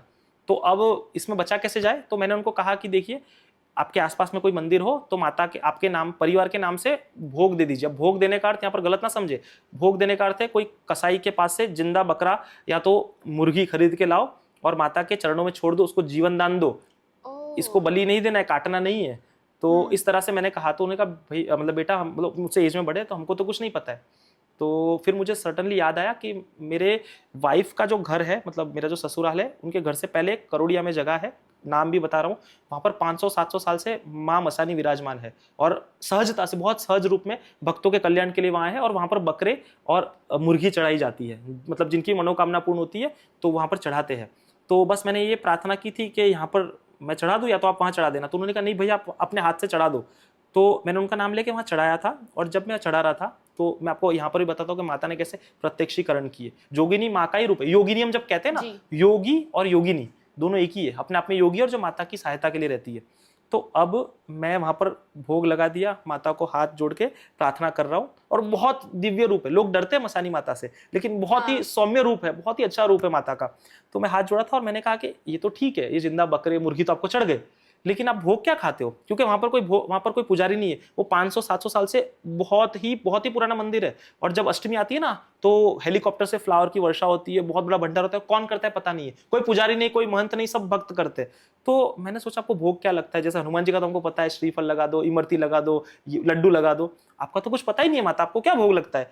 तो बस ये मन में ये मतलब वो इच्छा लेके मैं बाहर निकला, और इच्छा लेके बाहर निकला तो सामने की तरफ आप शायद पेटीज कहते हो, आपके यहाँ पेटीज, हमारे यहाँ पफ कहते हैं, तो माता के मंदिर के एग्जैक्ट सामने मिलता है, तो मुझे बड़ा अच्छा लगता है, मैं जब भी जाता हूँ वो खाता हूँ। तो मैंने खा रहा था और मैं खाता हूँ तो अलग तरह से बनता है, उसके अंदर ऑनियन गार्लिक सब कुछ आता है और सिंपल भी होता है, पर मैं वो खा रहा था, ये मैं जानबूझ के बता रहा हूँ क्यों, अभी आगे देखना क्या होता है। अब मैं खा रहा हूँ, 15-20 लोग थे, मेरे वाइफ भी मेरे साथ थी, और मतलब उनका भी आप एक्सपीरियंस बाद में जानना ये पॉडकास्ट के बाद। तो मैं खा रहा हूँ, एक छोटी सी बच्ची आई मेरे पास और मुझे ऐसे करके बोलती मुझे खाना है, मुझे खाना है। अब जब उन्होंने कहा ना खाना है, तो मेरे दिमाग में तो पता है ये कौन है, मैं समझ गया, क्योंकि अभी मैं बाहर बोल के निकला हूँ कि माता आप क्या भोग लेते हो, आप क्या खाते हो। तो पीछे पड़, और इतने सारे लोगों में बीच में मुझे पकड़ा कि आप मुझे खिलाओ। तो मैंने कहा खा लो, मैंने उनको ऑर्डर किया कि मैं जो खा रहा हूँ उनको वो दो। अब वो बच्चे ने क्या कहा, ये जो खा रहे वो नहीं चाहिए, मुझे सादा पफ दो, क्योंकि मैं लहसुन प्याज गार्लिक वाला खा रहा था। तो उन्होंने वो सादा पफ लिया, और मेरी पत्नी को मैंने बोला देखो, और खाया नहीं उन्होंने, हाथ में फोल्ड करके जाने लगी। रोड है, सामने मंदिर है, और ये पेटीज वाला है, और वो सामने की तरफ एक पिलर है, उसकी तरफ जा रही थी। ये दिन दहाड़े की बात कर रहा हूँ, कोई शाम की, कोई ब्रह्म मुहूर्त की बात नहीं है, 12-11 बजे के आसपास की कुछ बात है। और मेरी पत्नी को आ गया ये माता है, या तो जोगिनी माता है या तो माता है, क्योंकि अभी मैं बोल के आ रहा था कि आप क्या खाती हो, तो आप भोग मुझे बताओ कि आप क्या ग्रहण करोगी मुझसे। तो ये मांग के गई मेरे पास से, और आप यू वोंट बिलीव, मतलब बजरंग बली की सौगंध है कि वो सामने से लड़की जा रही है, मेरी पत्नी को मैंने बताया, और वो पिल्लर के पास जाती हुई दिखी, वो पिल्लर के पीछे जाती हुई नहीं दिखी, मतलब पिल्लर क्रॉस किया और इतना सा पिल्लर होता है, ठीक है, वो लड़की ऐसे गई।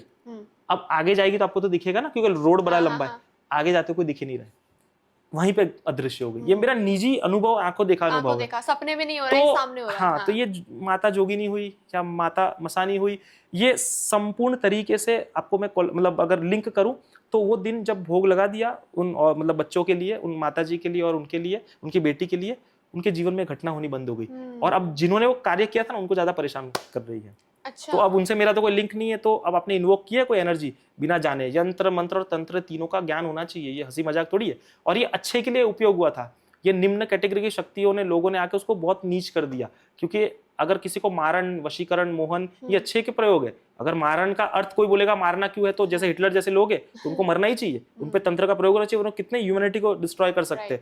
तो उच्चाटन यानी कोई गलत पोजीशन में उसको हटाना जरूरी है वहां से। कोई राक्षस बुद्धि का आ गया, कोई पावरफुल पोजीशन में, जैसे पॉलिटिशियन की जगह कोई आ गया, तो उनको उठाना जरूरी है उस जगह से, इसलिए उच्चाटन का प्रयोग होता है। वशीकरण का प्रयोग इसलिए होता है कि मान लो कोई बच्चा गलत रास्ते पे जा रहा है तो उसको सही मार्गदर्शन मिले। तो हनुमान जी के बहुत सारे सावर मंत्र है, खंडवीर का चेला, क्या झेला का खेला, अमुक व्यक्ति को मेरे वश में करे, जो ना करे इनको इनकी दुहाई, शब्द साचा, पिंड काचा, पूर्व मंत्र ईश्वर वाचा। एक झटके में आपके पीछे पीछे दौड़ता है इंसान। पर ये सब एक विधि के साथ, ऐसा नहीं कि बोल दिया तो हो गया। लेकिन क्यों मानते? अब माइक पे बोलते, यूएस, यूके, कनाडा, अफ्रीका से लोग सुनते हैं, अपना कार्य छोड़कर दर्शन करने आते। क्यों आते? इसके पीछे प्रभाव होता है हनुमान जी का, हमारा नहीं प्रभाव होता है। तो वो इस वजह से कि आप सही मार्ग पे जाओ। तो ये अच्छे प्रयोग के लिए बना है, लेकिन लोगों ने इसका गलत प्रयोग करके उसको नीचा कर दिया। तंत्र कभी भी काले कपड़े में बैठकर कोई मतलब बोलते हैं झाड़ फूक करना नहीं होता है। तंत्र एक तरीका है अपने देवता से मिलने का। आप ईष्ट को अपने अंदर विराजमान करते हो, उनके गुण विराजमान करते हो, लेकिन उसको जैसे माइक है, अब इसके खुले तार छोड़ दोगे, इसको छुओगे तो झटका लगेगा नहीं, पर प्रोसेस्ड करके रखा गया है। तो तंत्र ये तरीका है वो प्रोसेस्ड वे में भगवान से बात करने का। तंत्र को एक्चुअली गलत वे में दिखाया गया है ऑडियंस को, कि मतलब लगता है कि तांत्रिक है, कुछ गलत ही करेंगे, लेकिन तंत्र हमारे हिंदू धर्म में आ रहा है ये माता से मिलने का एक तरीका है, शिव से मिलने का तरीका है। सो अभी जैसे आपने माता मसानी के मंदिर के बारे में बताया, ऐसे ही भूत प्रेत को भगाने के लिए मंदिर है मेहंदीपुर बालाजी। जी। सो आप गए हैं मेहंदीपुर बालाजी? मैं गया नहीं हूँ कभी, मैंने बस दर्शन दूर से ऑनलाइन वगैरह है ऐसा, और भक्तों के अनुभव सुने। सो लोग कहते हैं कि मतलब वहां पे जाते हैं, भूत जिस पे भी होते हैं वो हट जाते हैं अपने आप। तो वहां की क्या महिमा है? हाँ, वहां पर हनुमान जी का दिव्य स्वरूप है, तो वो तो कांपेंगे, हनुमान से डरना ही चाहिए। तो बिल्कुल बहुत सारे अनुभव मैंने वहां के भी ऐसे देखे हुए। वहां पर प्रेतराज सरकार है वहां पर। मैं ज्यादा तो नहीं जानता, बट मैंने ऐसा सुना है कि वहां पर कोई तांत्रिक थे या कोई पुजारी थे जिनको दिव्य दर्शन के हुए थे, और वहां पर उस मूर्ति का प्राकट्य हुआ था, ऐसा कुछ मैंने सुना है। तो ज्यादा मैं नहीं जानता, इसलिए प्लीज मुझे माफ करना, पर इतना पता है क्योंकि अगर मैं मूर्ति को देखता हूँ ना तो उसका तेज पता चल जाता है। तेज ऐसा है कि आप वहां पर ब्रह्म राक्षस लाओ या बेताल लाओ या दुनिया की किसी भी एंटिटी को लाओ, वो देखते ही कांप जाएगा। क्योंकि वहां पर आपने देखा होगा लोग सर पैर घुमाते ही है, क्योंकि वहां का प्रभाव ही ऐसा है, कुछ करने की जरूरत नहीं पड़ती। क्योंकि बहुत बार क्या है, हम अब मान लीजिए कोई मंत्र पढ़ते हैं तो तरंग उठती है, तब शरीर के अंदर कुछ चीजें आती है। अगर किसी के बॉडी में है तो झूठ बोला तो पता चल जाता है कि झूठ बोल रही है, पर वहां पर ये करने की जरूरत ही नहीं है। वहां तो हनुमान जी का प्रेजेंस इतना है कि तो एंटर करते ही लोग हिलने लग जाते हैं। तो सोचो और क्या होगा हनुमान जी का, उस जगह का महत्व क्या होगा। अच्छा, काफी लोग ये बोलते हैं कि मेहंदीपुर बालाजी का प्रसाद घर वापस नहीं लाना चाहिए, क्योंकि उस प्रसाद के साथ प्रेत भी तुम्हारे साथ घर आ जाएगा, तो खाना भी नहीं चाहिए, लाना भी नहीं चाहिए। तो ये सच बात है या नहीं है? सब झूठ है, ये लोगों ने जानबूझ के मतलब बोलते हैं ना कंट्रोवर्सी की है। प्रसाद का अर्थ क्या है? प्रसाद, प्र यानी प्रभु, स यानी साक्षात, द यानी दर्शन। प्रभु के साक्षात दर्शन जहां हो रहे हो। हाँ, अब वो क्या चीज मनाई है, उतारा किया हुआ आप नहीं ला सकते, क्योंकि वहां पर क्या है, किसी ने उतारा करके आपको दे दिया, आपको पता नहीं, इस वजह से वो चीज को प्रसाद के साथ लिंक कर दिया। उनका प्रसाद तो आता है, हमने भी खाया हुआ है, दूर से लोग लाते, तो ऐसा कुछ नहीं है। पर हाँ, खाना भी उनके हाथ से चाहिए, आपको पता है कि कुछ ना करे तो सावधानी के चलते। अब आज के डेट के अंदर आपको पता नहीं आपका पड़ोसी आपके पीछे क्या कर रहा है, तो उसके चलते वो उनसे लिंक कर दिया है। पर ऐसा कुछ नहीं है। जब उतारा किया जाता है प्रेत के नाम का, तो वो आप नहीं खा सकते, क्योंकि 4 रास्ते पर चौराहे पर वो उतारा किया जाता है, तो इस वजह से उसमें मनाही की जाती है। और बहुत अन्य मन घड़त बाने, पीछे मत देखो, आगे मत देखो, वो जब हम उतारा करते हैं ना तब ये सब प्रयोग काम करते हैं। पर वहां तो आप दर्शन करने जा रहे हो, तो ये सब बातें मैंने कहीं सुना था कि वो बता रहे थे कि जैसे मेहंदीपुर बालाजी में पीछे मुड़ के नहीं देखना चाहिए, क्योंकि प्रेत लग जाएगा। इसका रीजन ये है कि जैसे प्रेत हमारा नाम बोलता है, तो प्रेत को तो हमारा नाम पता है, तो वो बोलेगा, जैसे कि अनुषा बोला उसने, तो वो पीछे मुड़ के देख लिया तो वो प्रेत लग जाएगा। अच्छा। तो ये रीजन है। मुझे मतलब इतना ज्ञान मेरा है नहीं, पर मैं ये मानता हूँ कि जहाँ हनुमान जी है तो हनुमान जी लगने चाहिए। प्रेत क्यों लगाए? तो समझो हनुमान जी पुकार सकते। देखो थोड़ा माइंडसेट का फर्क होता है। मैं आपको एक आगे का उदाहरण देता हूँ कि अभी एक लेडी आई थी। थोड़ा क्या होता है ना कि लोगों के दिमाग में ये भ्रमित, मतलब एक तरह से गलत चीजें डाली गई है। एक लेडी जुड़ी थी, यूएसए, नेपाल की है। इसी तरह उन्होंने बोला था मेरे दिमाग में 4 आवाज आती है, 4 लोग मुझे दिखते हैं, 4 लोग मुझे दिखते हैं। मैं आपको उनका ऑडियो मैं आपको भेजूंगा, प्लीज आप लोगों को सुनाना, ताकि पता चले ट्रांजिशन कैसा उनके आवाज के अंदर। तो उन्होंने कहा कि मुझे आप पर संपूर्ण, देखो सबसे पहली चीज उन्होंने क्या की, मुझ पर भरोसा जताया। मैंने सबसे पहले कहा कि मैं कोई जादूगर नहीं, कोई शक्ति मेरे में कुछ नहीं है, पर उनका भरोसा उनको कैसे जीत दिलाता है अभी आप देखो। उन्होंने, और 3 डॉक्टर्स बदले, टॉप के साइकाइट्रिस्ट है जहां पर वो रहती थी। वो नेपाल भी इतनी परेशान हो गई, उसको नेपाल आना पड़ा, इतनी पागल हो चुकी थी। तो उसको 4 आवाजें बार बार कंसिस्टेंटली पोक करती रहती थी और वो समझ ही नहीं पाती थी उसकी पहली आवाज कौन सी है। तो अब हुआ ये कि बात हुई मेरे साथ, बात करते करते उन्होंने मुझे कहा कि मुझे आप पर भरोसा है, आप मुझे ठीक कर दो। तो मैंने कुछ नहीं किया, सिंपल विधान संकल्प विधि बताई, जैसे अभी पाठ बताया, पर उनका अटूट श्रद्धा, उन्होंने मेरी बात को बहुत मतलब बोलते हैं ना कि सीरियसली लिया और वो पाठ किया। और दूसरे फेस के अंदर क्या हुआ कि उनको, पर हाँ सामने वाले को ये नहीं बताना है, सामने वाले को लगना चाहिए कि हाँ आप में भूत है। उसने कहा ना भूत है, मैंने कहा हाँ भाई भूत है, जबकि मैं जान गया कि मैंने मंत्र पढ़ा, उनकी बॉडी में तरंगी नहीं पैदा हुई, तो मैं समझ गया कि मानसिक उसको दिक्कत है। तो अब मैंने क्या किया, मैंने प्लेसिबो इफेक्ट इस्तेमाल किया। प्लेसिबो इफेक्ट क्या होता है कि अब भूल भुलैया मूवी देखी होगी आपने, कि एक झाड़ फूक वाला माहौल तैयार किया जाता है, तो सामने वाले को ये एहसास दिलाया जाता है कि हाँ ईश्वरीय कृपा है, जबकि है। अब जब हम पाठ करेंगे तो ईश्वरीय कृपा होगी, बट इनडायरेक्टली उसको ये भी होना चाहिए कि हाँ तुम पर होने ही वाली है। तो जब ये अटूट श्रद्धा उसका विल पावर के साथ जुड़ता है ना, तो चमत्कार अपने आप होने शुरू हो जाते हैं। जब हम कहते हैं ना कि if praying becomes your habit then miracles will become your lifestyle, तो मिरेकल होने शुरू हो जाते हैं। तो वो दूसरे फेज तक उनको 4 से 2 आवाज हो गई, और तीसरे तक अब उनकी आवाज सुनोगे ना तो वो 21 दिन के अंदर ठीक हो गई, जो उसको बड़े बड़े डॉक्टर्स ने ठीक कर पाया। हाँ मैं डॉक्टर नहीं हूँ, लेकिन ये हनुमान जी का विश्वास है और उन औरत का प्रेम मेरे लिए, कि उनको मुझ पर कितना विश्वास था कि मेरी किसी भी बात को उन्होंने स्वीकार कर लिया, जबकि मैंने कोई रॉकेट साइंस इस्तेमाल नहीं किया है। मैंने सिंपल प्लेसिबो इफेक्ट डाला कि हाँ भाई आपको मुझ पर विश्वास है, मुझ में शक्तियां है, तो मैं जब आपको कह रहा हूँ अब ठीक हो जाओगे, तो आप ठीक हो जाओगे। वो ठीक हो गए। तो इसी तरह ये मेहंदीपुर बालाजी की पीछे मत देखो आगे मत देखो, अरे भाई चारों तरफ विष्णु, विश्व और अणु, कॉस्मोस और एटम्स, हर जगह मेरे विष्णु विराजमान है, तो विष्णु को क्यों नहीं देखते, भूत को क्यों देखूं मैं।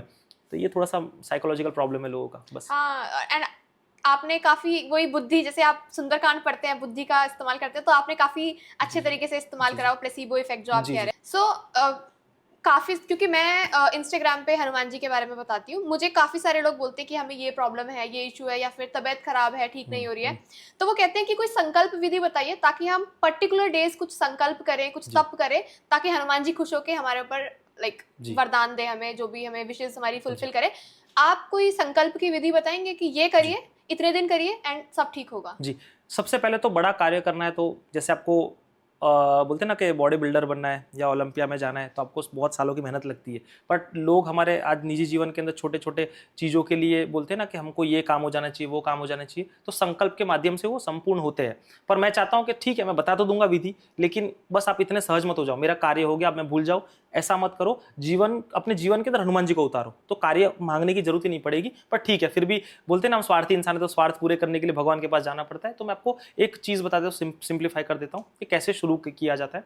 लाल आसन अपने लिए लेना है, लाल आसन अपने लिए लेना है, और लाल आसन हनुमान जी के लिए लेना है। जैसे आप किसी को आमंत्रित करते हो, जैसे हम गेस्ट आए तो हमको पूछा गया आप पानी पीजिए, तो हनुमान जी को उस तरह से आपको सबसे पहले बुलाना है। मैं आपको सिंपल तरह से विधि समझा देता हूँ, कोई भी कर सकता है। हाँ आप उसमें ये भी चीज़ ऐड करना कि औरतों के सर्टन कुछ डाउट्स होते हैं, तो वहाँ पर बार बार ये चीज़ मिस हो जाती है, तो मैं उस पर भी आऊँगा। सबसे पहले अपने लिए लाल आसन, हनुमान जी के लिए लाल आसन लेना है। हनुमान जी का आपके पास फोटो है तो ठीक है, मूर्ति है तो भी ठीक है। फिर आपको धूप दीप आप करना है, फिर आपको भोग लगा, नैवेद्य लगाना है। आपको हनुमान जी को जो प्रिय है, श्रीफल लगा सकते हो आप, हनुमान जी को गुड़ चने लड्डू केले एप्पल इमरती कुछ भी लगा सकते हो। अब ये इसके अंदर नियम क्या क्या लगते हैं, ये तो आपने कर दिया कि फूल पुष्प अर्पण भगवान को करने हैं। अब नियम अब इसके थोड़े से ज़्यादा हमको ध्यान रखना है। सबसे पहला नियम है हनुमान जी की किसी भी संकल्प को, साधना को पूर्ण करने के लिए सबसे पहला विधान क्या है, ब्रह्मचर्य का मानसिक और शारीरिक पालन।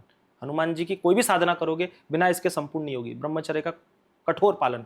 दूसरा, आपको किसी भी तरह की गंदी हरकतें, शराब सिगरेट दारू किसी भी तरह का कोई सेवन करता है तो ना करे।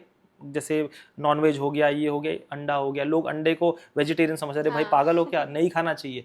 जब संकल्प कर रहे हो, संकल्प के बाद भी मत खाओ, पर कोशिश करो संकल्प के समय आप मत खाओ, ये करो। फिर नाखून बाल नहीं काटने, आपको जमीन पर शयन करना है। हाँ, अब कितने दिन आपकी इच्छा है, 1 दिन 7 दिन 11 दिन 41 दिन 21 दिन, पर मैं कहता हूँ कि 41 दिन आप करना चाहिए। 41 डेज करो। एक करो हनुमान चालीसा, चाहे 108 करो, चाहे 51 करो। बट हाँ, मैं अगर मुझसे पूछते हो तो आपको कोई 11 दिन के लिए 11 करते हैं, कोई 21 दिन के लिए 21 करते हैं, पर आप 100 दिन 108 हनुमान चालीसा 41 दिन करो, आपको संपूर्ण फल मिलेगा इसका। ये मेरा निजी अनुभव है, इसलिए मैं कह रहा हूँ। बाकी मैं छोटे छोटे प्रयोग करके नहीं देखे, मैंने अपने जीवन के अंदर मैंने ये कोशिश की है कि हर रोज मैं करूँ। एंड प्याज लहसुन खा सकते हैं? लहसुन प्याज नहीं खा सकते, नाखून बाल नहीं काट सकते, मैं उसी पे आने वाला था। लहसुन प्याज नहीं खा सकते, नॉनवेज नहीं खा सकते, जमीन पर शयन करना है। फिर बियर्ड्स, ये वो बहुत सारे लोग पूछते हैं कि हम जॉब जाते हैं तो नहीं, तो फिर आप अनुष्ठान मत लीजिए। अगर फॉलो करना है तो अच्छे से फॉलो करिए, वरना आप नॉर्मली पूजा करिए, पर संकल्प में विधान है, अनुष्ठान है तो है। अब हाँ, अगर आप मान लीजिए कोई पाठ दिन का कोई कर रहा है, जैसे मैंने 100 पाठ लिए, 108 पाठ लिए, तो आप उसका दशांश हवन करना चाहिए हर रोज। जैसे जितने दिन तक आप पाठ करोगे, 41 दिन है, तो मैं अगर 100 हनुमान चालीसा कर रहा हूँ तो मेरे 10 हनुमान चालीसा एक्स्ट्रा हवन होना चाहिए स्वाहा करके अंत में। अब स्वाहा हम क्यों करते हैं, अग्नि की पत्नी का नाम स्वाहा है, तो वो अग्नि अपनी पत्नी का नाम सुन के आपके देवता के पास आहुति ले जाते हैं, इसलिए हम स्वाहा करते हैं, अग्नि की पत्नी का नाम है, तो वो आपकी आहुति वहां तक ले जाएंगे। तो ये सिंपल तरीके से ये करना है। अब शुरू कैसे करना है, आपको शुरू ऐसे करना है, गणपति जी का नाम लेकर, फिर शिव जी का नाम लेकर, फिर राम नाम लेकर, अपने गुरु का, अपने कुल देवता का, स्थान देवता का, ग्राम देवता का नाम लेकर इसको शुरू करना है। हाथ में जल रखना है, पुष्प फूल रखना है, अक्षत जम कहते हैं, और आपका नाम, आपका गोत्र, आप कहाँ रहते हो, ये कहकर कितने दिन के लिए आप कितने पाठ करोगे और किस वजह से कर रहे हो, ये बोलकर पहले ही दिन छोड़ देना है, हर रोज नहीं करना है। तो उस दिन आपने अर्पण कर दिया, उस दिन से आपका पाठ शुरू हो जाएगा। और इसको बहुत सहज तरीके से करना है। और बीच में बहुत लोग का छूट भी जाता है, तो चिंता नहीं करनी, भगवान आपसे कोई वो आपको बोलते हैं ना कि पनिशमेंट नहीं देंगे या भगवान आपको किसी भी तरह का दंड नहीं देंगे, डरना नहीं है। डरो, वापस शुरू करो, टूट गया अगेन करूंगी या करूंगा, इस तरह से शुरू करो। आपको आज नहीं तो कल भगवान कृपा करेंगे ही करेंगे। एंड टाइम हर दिन सेम ही रहना चाहिए, फिक्स टाइम होना चाहिए, क्योंकि इससे डिसिप्लिन आता है तो आपके अंदर बहुत सारे गुण उतरेंगे। इस संकल्प की विधि मैंने अपने इंस्टाग्राम पर बताई थी, तो काफी लोग बोलते हैं कि मैं जैसे कि सुबह ब्रह्म मुहूर्त पे करता हूँ, लेकिन मेरे को ना आज उठने में 5 घंटे लेट हो गया, तो फिर अब क्या दोबारा से संकल्प शुरू होगा? बिल्कुल करिए, अगर मुझसे पूछोगे वापस करिए, क्योंकि आप फेल हुए। आपने भगवान से प्रॉमिस किया है, आप उसको पूरा नहीं कर पाए। संकल्प का अर्थ है प्रॉमिस करना, कि आप बंधन में हो तो आपसे टूट गया तो गलत नहीं है, वापस शुरू करोगे। तो जब तक आप अपने आप को, अपनी इंद्रियों को वश में नहीं कर पाओगे तो भगवान आप पे कृपा क्यों करेंगे? वो करेंगे, टेस्ट भी होता है, टेस्ट होता है। और आप इतना ही नहीं कर सकते तो जीवन के अंदर आप क्या करोगे? अपने आप को ही कंट्रोल में नहीं ला सकते हो। अगर आपको जीवन में कुछ करना है, discipline has to be there, वही नहीं है तो डिसिप्लिन चमत्कार का नाम है। डिसिप्लिन जब धीरे धीरे करते हो आगे फल देगा आपको, तो ये आपको करना है। और हाँ, औरतों का ज्यादातर क्वेश्चन है कि हम मेंस्ट्रुअल साइकिल्स में होते हैं, पीरियड्स में होते हैं, तो हम क्या करें? माताएं बहनों को उस समय गैप ले लेना है। मान लीजिए कि उन्होंने 5 दिन पाठ किया, बीच में साइकिल आया, उनको गैप लेना है, और जब खत्म हो जाएगा तो आप 6वें दिन से शुरू कर सकते हो। इस तरह से आपका 40 दिन का पूर्ण होगा। 21 दिन का भी कर सकते हो, 11 दिन का भी कर सकते हो। तो बस इतना ही सिंपल सी विधि है, इसको ज्यादा कॉम्प्लेक्स नहीं करना है, सिंपल तरीके से करो, भगवान सब सुन लेंगे। तो यस, बहुत अच्छे से आपने एक्सप्लेन कर दिया। एंड आई थिंक मैं कुछ डाउट्स पूछने भी वाली थी, वो आपने ऑलरेडी क्लियर कर दिए हैं इस संकल्प विधि में। सो अगर मुझे आगे कोई डाउट आता है तो मैं आपसे पूछ लूंगी। सो अब मैं टॉपिक ले जाना चाहती हूँ नीम करोड़ी बाबा जी के पास। एंड आपने भी मुझे बताया था, जब आप फर्स्ट टाइम ही गए थे, तब आपकी मेरी कॉल पे बात हो रही थी, तब आपने बताया था आपका एक एक्सपीरियंस है। एंड लोग बोलते हैं कि नीम करोड़ी बाबा जी हनुमान जी है। मैं खुद मानती हूँ कि नीम करोड़ी बाबा जी हनुमान जी ही हैं, ना कि हनुमान जी का अवतार है। सो आप कहाँ से शुरू करना चाहेंगे? देखिए, सबसे पहले मैंने कहा ना कि जो हम कहते हैं ना कि साधना और सिद्धि क्या है, तो भगवान को आप इतना साध लेते हो कि अब आपके अंदर उतरने लग जाते हैं। तो नीम करोड़ी बाबा ने अपने निजी काल के अंदर इतना हनुमान चालीसा राम नाम जप किया है कि हनुमान जी का दिव्य स्वरूप उनके अंदर उतर गया है। तो अब ये मैं इसकी पुष्टिकरण कैसे करूंगा? मुझे भी डाउट्स होते थे डाउट्स तो नहीं थे, मैं सुनकर ही वहां पहुंचा था। पर मैं जब इंडिया आया था 2024 में, तो मैं सब टूर कर रहा था, मेरे पॉडकास्ट करते करते बस इसी तरह निकला था मैं तो। बट मैंने जीवन का सबसे पहला स्टूडियो में पॉडकास्ट करने से पहले मैं नीम करोड़ी बाबा के दर्शन करने गया था। तो मैं दर्शन करने गया था, मेरा निजी अनुभव, सत्य अनुभव, मैं आपको फोटो भी दूंगा, कितने खतरनाक अनुभव हुआ है। मैं गया था और हमने, जैसे विराट कोहली जाते हैं, बड़े बड़े लोग जाते हैं, तो हमने सुना था कि यहाँ पर एप्पल का मालिक, ये वो ज़्यादातर ऐसे ही सब हमारे दिमाग में यही होता है। तो हम गए और जैसे उन्होंने अनुभव किया था, मैं भी अनुभव करना चाह रहा था कि मुझे कोई चमत्कार हो। तो मैं अपना, जैसे मैं एंट्री ले रहा हूँ, मैं आपने देखा होगा पैसेज में मैं एंट्री लेते आते, तो मैं जब एंट्री लेते आया तो मुझे कुछ अनुभव नहीं हुआ, मुझे जीरो, मतलब कुछ अनुभव नहीं हुआ। बाबा की मूर्त के सामने थे, खड़े थे, कोई अनुभव नहीं। फिर घूमते घूमते हम लोग आए तो माता का मंदिर वहाँ पर है, उनकी जो सेवा करते थे वहाँ पर खड़े हुए, तो स्टिल कोई अनुभव नहीं। अब वहाँ आरती हुई, तो जब आरती में वहाँ ताली नहीं बजाने देते, हमने तो तड़कती फड़कती आरती देखी हमारे भीड़ भंजन में, तो मेरा मन वहाँ भी उदास हो गया। मैंने कहा यार पता नहीं, अब माफ़ करना भगवान, ये मेरा बालक बुद्धि है। तो मुझे तब समझ नहीं आया, पर मैं आगे समझा तो मुझे क्या समझ दी उन्होंने। मैंने कहा लोग पता नहीं खाली हवा बना के रखा हुआ है, कुछ भी बात करते हैं, यहाँ बाबा का कोई प्रेजेंस ही नहीं, हनुमान जी का कुछ लग ही नहीं रहा है, क्या प्रेजेंस है, कुछ भी बात कर रहे हैं। अब करते करते देखो भगवान भी क्या लीला करते, खत्म करते करते मुझे कोई अनुभव नहीं हुआ, कुछ नहीं हुआ, वरना मुझे हर मंदिर में अनुभव होते। तो मैं एग्जिट पे निकला और वहाँ चने का प्रसाद एग्जिट में देते, तो हाथ में चना था, तो मैंने कहा कि चलो चना मुझे दिया, और ऊपर वाला लंगूर घूमते बंदर, तो मैंने कहा कि चलो आपका तो दर्शन हुए नहीं, कुछ अनुभव तो हुआ नहीं, तो अब बंदर को मैं प्रसाद दे देता हूँ, अगर बंदर ने ग्रहण किया तो समझूंगा हनुमान जी ने खाया। तो अब बंदर की तरफ हाथ किया ना, तो बंदर भी भाग गया, लंगूर भी भाग गया, तो मैंने उसको प्रसाद को मसल दिया। बड़ी गुस्सा आ रही थी, मतलब क्या लोगों ने झूठ बोला हुआ है, कुछ नहीं है। तो अब ऐसे करके प्रसाद है, तो प्रभु के साक्षात दर्शन फेंक तो नहीं सकते, तो मैंने ग्रहण करके खा लिए। अब वहाँ पर ये ब्रिज है, तो जब जैसे लोग फोटोज लेते ना, तो मैंने कहा आ ही गए हैं तो 2-4 फोटो लेके रख देंगे इंस्टाग्राम पे, नीम करौली बाबा के दर्शन किए। तो 4-5 फोटो क्लिक की, करते करते हम सीढ़ियों तक, एग्जिट का होता है वहाँ, सीढ़ियों तक पहुंचे। और मेरी पत्नी ने ये कहा कि फोटो मतलब अभी रखोगे या बाद में रखोगे, तो मैंने सोचा लाओ एडिट करने के बिना ही रख देते, कुछ मजा नहीं आया। ऐसे करके हम लोग एक दूसरे को फोटो दिखा के रख रहे थे ना, तो फोटो के अंदर हमने क्या देखा पता है, 5-6 लोग थे और मुझे ना बिंदी तिलक लगा हुआ है, और वहाँ पर कोई तिलक लगाता नहीं है, वहाँ हनुमान जी की सिंदूरी मूर्ति नहीं है, और मैं जो भी तिलक लगाता हूँ मेरा तिलक हमेशा लंबा होता है, और मेरी पत्नी मुझे तिलक लगाती है। पर वहाँ जितने लोग थे, मैं कहीं भी जाता हूँ तिलक लगाता हूँ, लेकिन उस दिन कारणवश मैं तिलक भी नहीं लगा पाया, मेरे साथ जितने थे वो भी तिलक नहीं लगा पाए। पर हनुमान जी महाराज ने, नीम करौली बाबा ने अपने प्रेजेंस का एहसास कैसे दिलाया, मैं इसको आगे भी आता हूँ कि ये स्टोरी यहाँ खत्म नहीं होती है। ये मुझे आकर बिंदी तिलक आउट ऑफ नोवेयर लगा है, मैं फोटो बताऊंगा प्लीज देखना। और किसी को नहीं लगा? और किसी को नहीं लगा है। और जो डॉक्टर मेरे साथ आए थे ना, मेरे दीदी है चांदनी दीदी, उनके हस्बैंड है डॉक्टर है, तो न्यूरो सर्जन है, वो उस दिन से बाबा के भक्त हो गए कि अपने भक्त के लिए वो ऐसा चमत्कार कर सकते। और मैं आपको क्या बताऊं, मैं वहां तो एकदम नॉर्मल था, मेरे को अंदर से रोना आ रहा है, लेकिन मैं घर जाके रात को इतना रोया, मैंने कहा बाबा आप इतने दयालु हो, मैं आपको क्या क्या बोल रहा था, मैं आपको कितना सुना रहा था, मतलब कब झूठ है, कुछ नहीं है, पर आप ऐसी लीला करते हो। अब जिसके साथ हुई वो तो वही समझ सकता है, मैं रो रहा हूँ। और फिर ऐसे करते करते लास्ट ईयर की बात करूंगा तो 2025 आ गया, तो एग्जैक्ट 1 साल के बाद मैं वहाँ पहुंचा। तो हम रास्ते में जा रहे थे उन्हीं के साथ, चांदनी दीदी के साथ ही जा रहे थे, उत्तराखंड में हल्द्वानी में रहते। तो हम रास्ते में जाते जाते भूमियाधार में रुके। भूमियाधार में सबसे ज़्यादा बाबा है ना, लोगों को कम पता है, लेकिन बाबा वहाँ पर सबसे ज़्यादा मेडिटेशन करते थे। और मैं आपको क्या बताऊँ, जो एंट्री के बाहर हनुमान जी की मूर्त है ना, क्या एनर्जी है। मैं वहाँ बैठ के पाठ किया ना, मेरी बॉडी शिवर कर रही थी, ट्रांस में थी मेरी बॉडी, मुझे अभी भी याद है। तो फिर जब वो कपाट खुले 3:30 बजे, तो बाबा के हम लोग जहाँ पर वो बैठते थे, तो वहाँ उनका आसन लगा हुआ है, उनका कंबल है, वहाँ पर हम बैठे और मैंने वहाँ पर जाके नतमस्तक किया ना, तो मेरा जो तिलक था ना उनके उस पर लगा हुआ था। और जब हम बाहर निकले ना, तो मेरी वाइफ ने मुझे याद करा कि आपको पता है, आपको जो तिलक आके लगा था वो आपका तिलक वापस लिया गया, क्योंकि वो आउट ऑफ नोवेयर नहीं लगा था, वो आप ही का तिलक आपको बाबा ने पहुंचाया था। क्योंकि जब हम रास्ते में आ रहे थे तो वो जो ड्राइवर थे बाबा के भक्त थे, तो उन्होंने कहानी सुनाई कि जब यहाँ पर भंडारा हो रहा था, बाबा थे उस अवस्था में, तो भंडारे के लिए कुछ तेल या घी कम पड़ गया था, तो सामान लेट पहुंचने वाला था और यहाँ भंडारा बंद नहीं होना चाहिए था। तो उन्होंने पास के तालाब का पानी लाकर कहा कि आप इसको डालना शुरू करिए, ये घी बन जाएगा। और जब वो मतलब बोलते हैं कंटेनर आ जाए या सब कुछ आ जाए डब्बे, तो वो तालाब के अंदर डाल देना। तो वही पानी आप देखो कि उन्होंने कैसे बैलेंस किया कि वो उससे घी बना दिया, और जो वो पानी आया, तो वो जो घी आया वो पानी बन गया अपने आप, तो लोगों ने पानी में डाल दिया। वही मेरे साथ घटना हुई कि जो तिलक उन्होंने मुझे लगाया, वो मेरा ही तिलक उन्होंने मुझ तक पहुंचाया। तो ये मुझे मेरा निजी अनुभव है।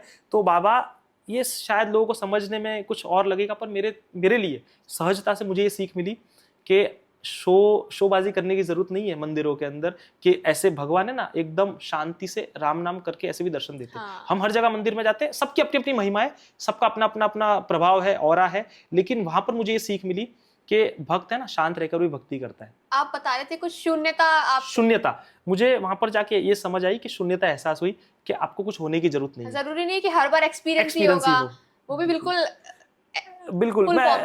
और तब से मेरा थोड़ा सा ये मेरा एहसास कम हो गया। मैं जब भी जाता था ना हर मंदिरों में, तो मैं चाहता था वीआईपी ट्रीटमेंट मिले। वीआईपी ट्रीटमेंट का अर्थ कि मुझे कोई जाने नहीं, बट हनुमान जी मुझे जानते हैं ना, तो मुझे बहुत आगे से ही दर्शन हो। और जबकि हुए, बहुत अच्छी तरह से दर्शन कराते हैं, पहचान की भी जरूरत नहीं पड़ती है। पर ये अहंकार भी टूटना जरूरी है कि जो दूर से लाइन में भक्त लग के आ रहे हैं, तो वो भी भक्त है और आप भी भक्त हो। तो आपको आप भगवान को देखो ना देखो पास से, भगवान दूर से भी आपको देख ले इतना काफी है। ये मुझे वहां पर एहसास कराया गया, तब से मैंने वो चीज भी छोड़ दी।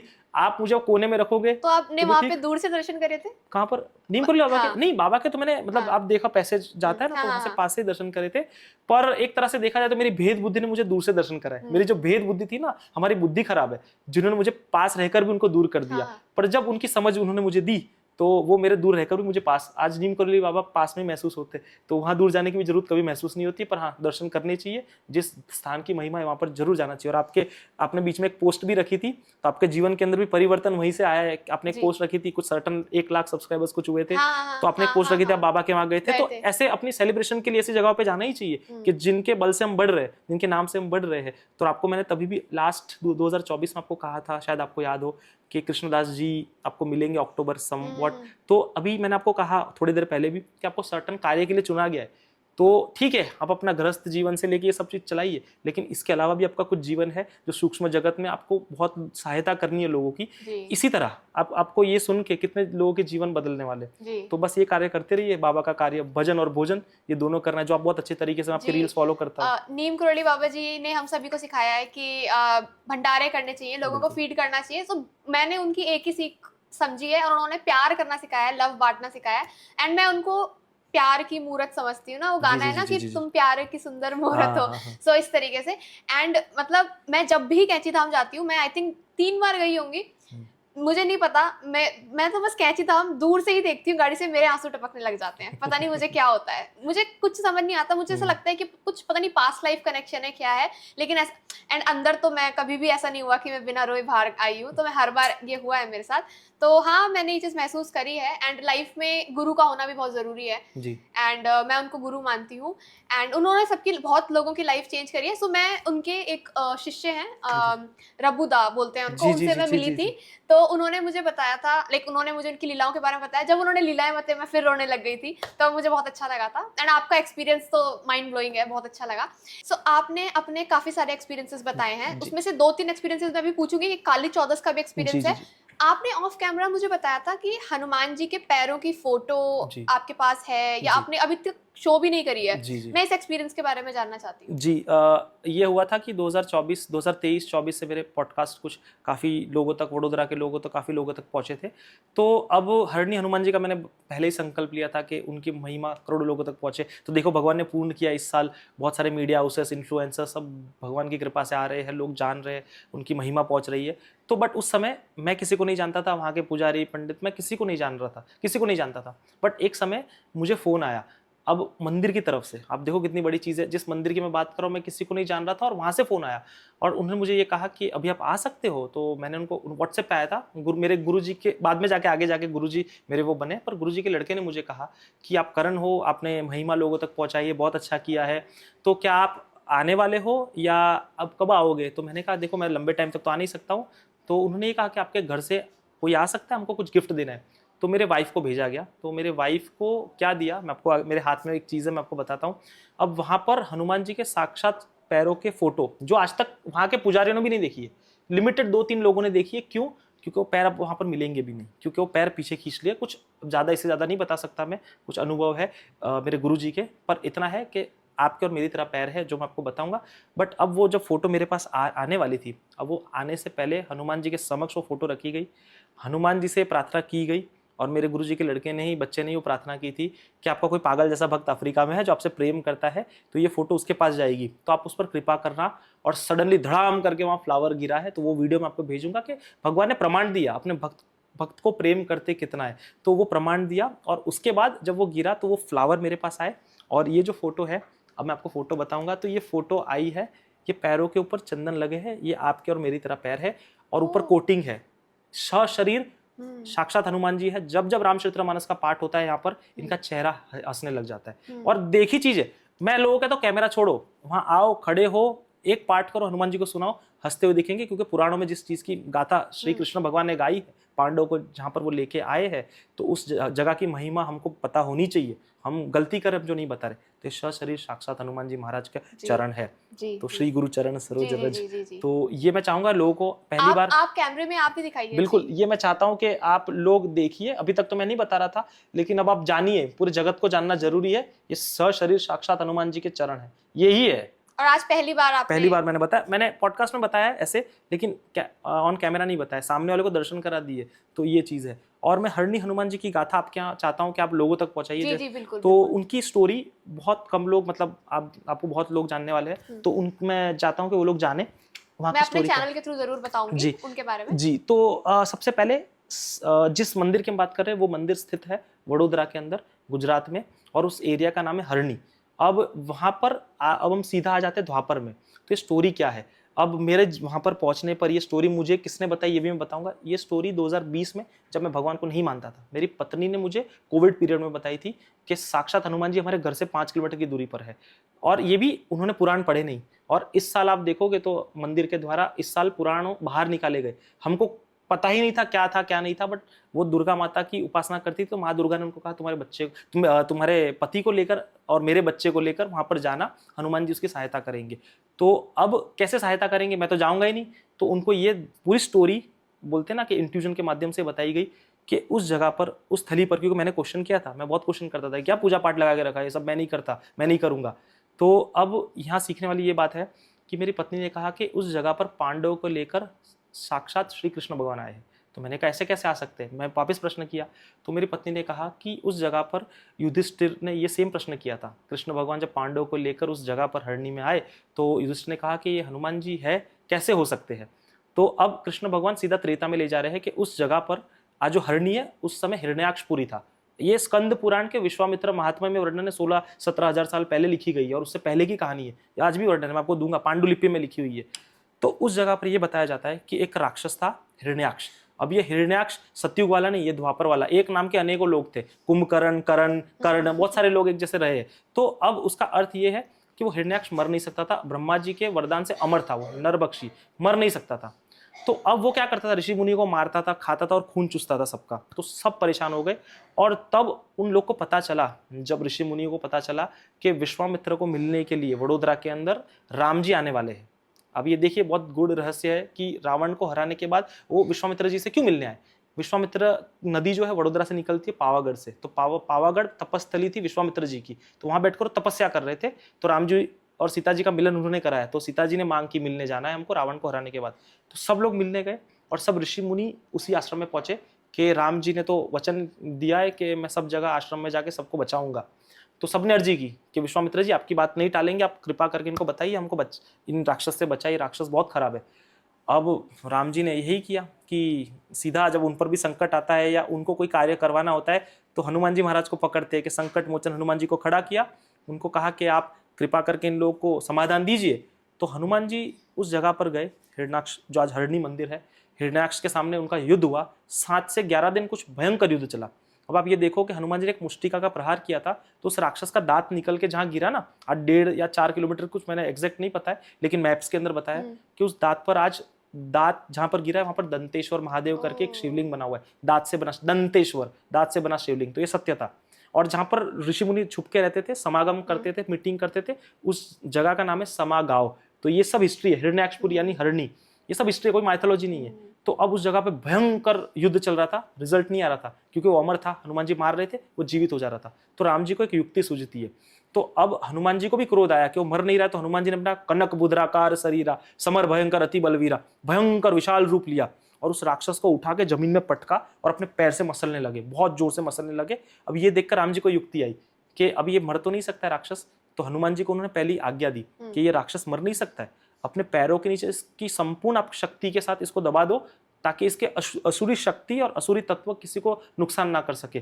तो हनुमान जी वहां पर अभंग मुद्रा में, एक सीधी मुद्रा होती है और एक टेढ़ी, जो टेढ़ी मुद्रा होती है अभंग यानी उसको कोई हिला ना सके, जो भंग ना कर सके, हनुमान जी ने पैर से उसको दबा दिया और पहली आज्ञा ऐसे करके छाती पर हाथ रखी और पहली आज्ञा ली। और हनुमान जी गुस्से में थे, बहुत गुस्से में दबा रहे थे उसको। तो बाकी जितने संत थे ना वो देख के डर गए। उन्होंने ये कहा कि कली काल के अंदर यहाँ पर सब मनुष्य निवास करेंगे और हनुमान जी को ऐसा देखकर वो उनकी पूजा करने की जगह डर जाएंगे। तो राम जी को वापिस कहा कि ये आप ही की बात सुन सकते हैं और किसी के से कंट्रोल में नहीं आएंगे, आप कुछ युक्ति निकालिए। तो राम जी को और एक युक्ति सूझी। देखिए राम जी ने दूसरी आज्ञा की ऐसी की कि आप यहाँ पर बहुत सहजता से मनुष्य बनकर विराजमान होइए ताकि आप मनुष्य की पीड़ा समझ सको और यहाँ पर लोगों की पीड़ा खत्म होनी चाहिए। इसलिए उस मंदिर का नाम क्या पड़ा, भीड़ भंजन। भीड़ यानी पीड़ा, भंजन यानी खत्म करने वाले। और हनुमान जी महाराज ने दूसरी आज्ञा ऐसे करके ली। तो आप जो मूर्त दिखोगे ना, मैं आपको फोटो बताऊंगा, अभी तो ऊपर श्रृंगार होता है तो ज्यादा लोग नहीं जानते, पर श्रृंगार के पीछे एक हाथ ऐसे और एक हाथ ऐसे करके उन्होंने सशरीर साक्षात राम जी के आगे से हनुमान जी विराजमान हो गए। शंकराचार्य भी आते हैं, मुरारी बापू भी वहां के गए हैं, गुजरात के सीएम भी आए हैं। और आज अगर कारणवश रैली होने वाली है हरणी से पीएम मोदी की, आज ही का दिन है 11 मई को, तो शायद वो भी दर्शन करने आएंगे। प्रोटोकॉल के चलते अगर नहीं उतर पाए तो नहीं करेंगे, लेकिन सब दर्शन करके जाते हैं। और मेरा जीवन, जब मैंने स्टोरी सुनी तो लोग जानते ही, मैं जब वहाँ पहुंचा, आरती हुई, तो ऐसा हुआ कि मैं आपको कैसे बताऊं, लोग कहते हैं सूक्ष्म जगत के दर्शन हुए, पर मुझे उस दिन ये अनुभूति हुई थी कि पर्दे हटे, आरती शुरू हुई और जो ऊर्जा ने मुझे पकड़ा, मैं भगवान को नहीं मानता था, मतलब गुस्सा था मेरे माँ बाप के जाने के बाद, एक ऊर्जा ने ट्रांसफॉर्मेशन मेरे अंदर लिया। मुझे भगवान नहीं आया, शरीर में नहीं आया, एक ऊर्जा ही शक्तिपात हुआ, मेरे ये हाथ इतने बड़े होने लग गए, पैर बड़े होने लग गए, ऐसा ऊर्जा का महसूस संचार कर रहे थे आप। और साइज बढ़ता जा रहा है। और उस दिन के बाद मेरे जीवन के अंदर सब बढ़ा ही परिवर्तन है। तो ये साक्षात प्रमाण है हनुमान जी के होने का।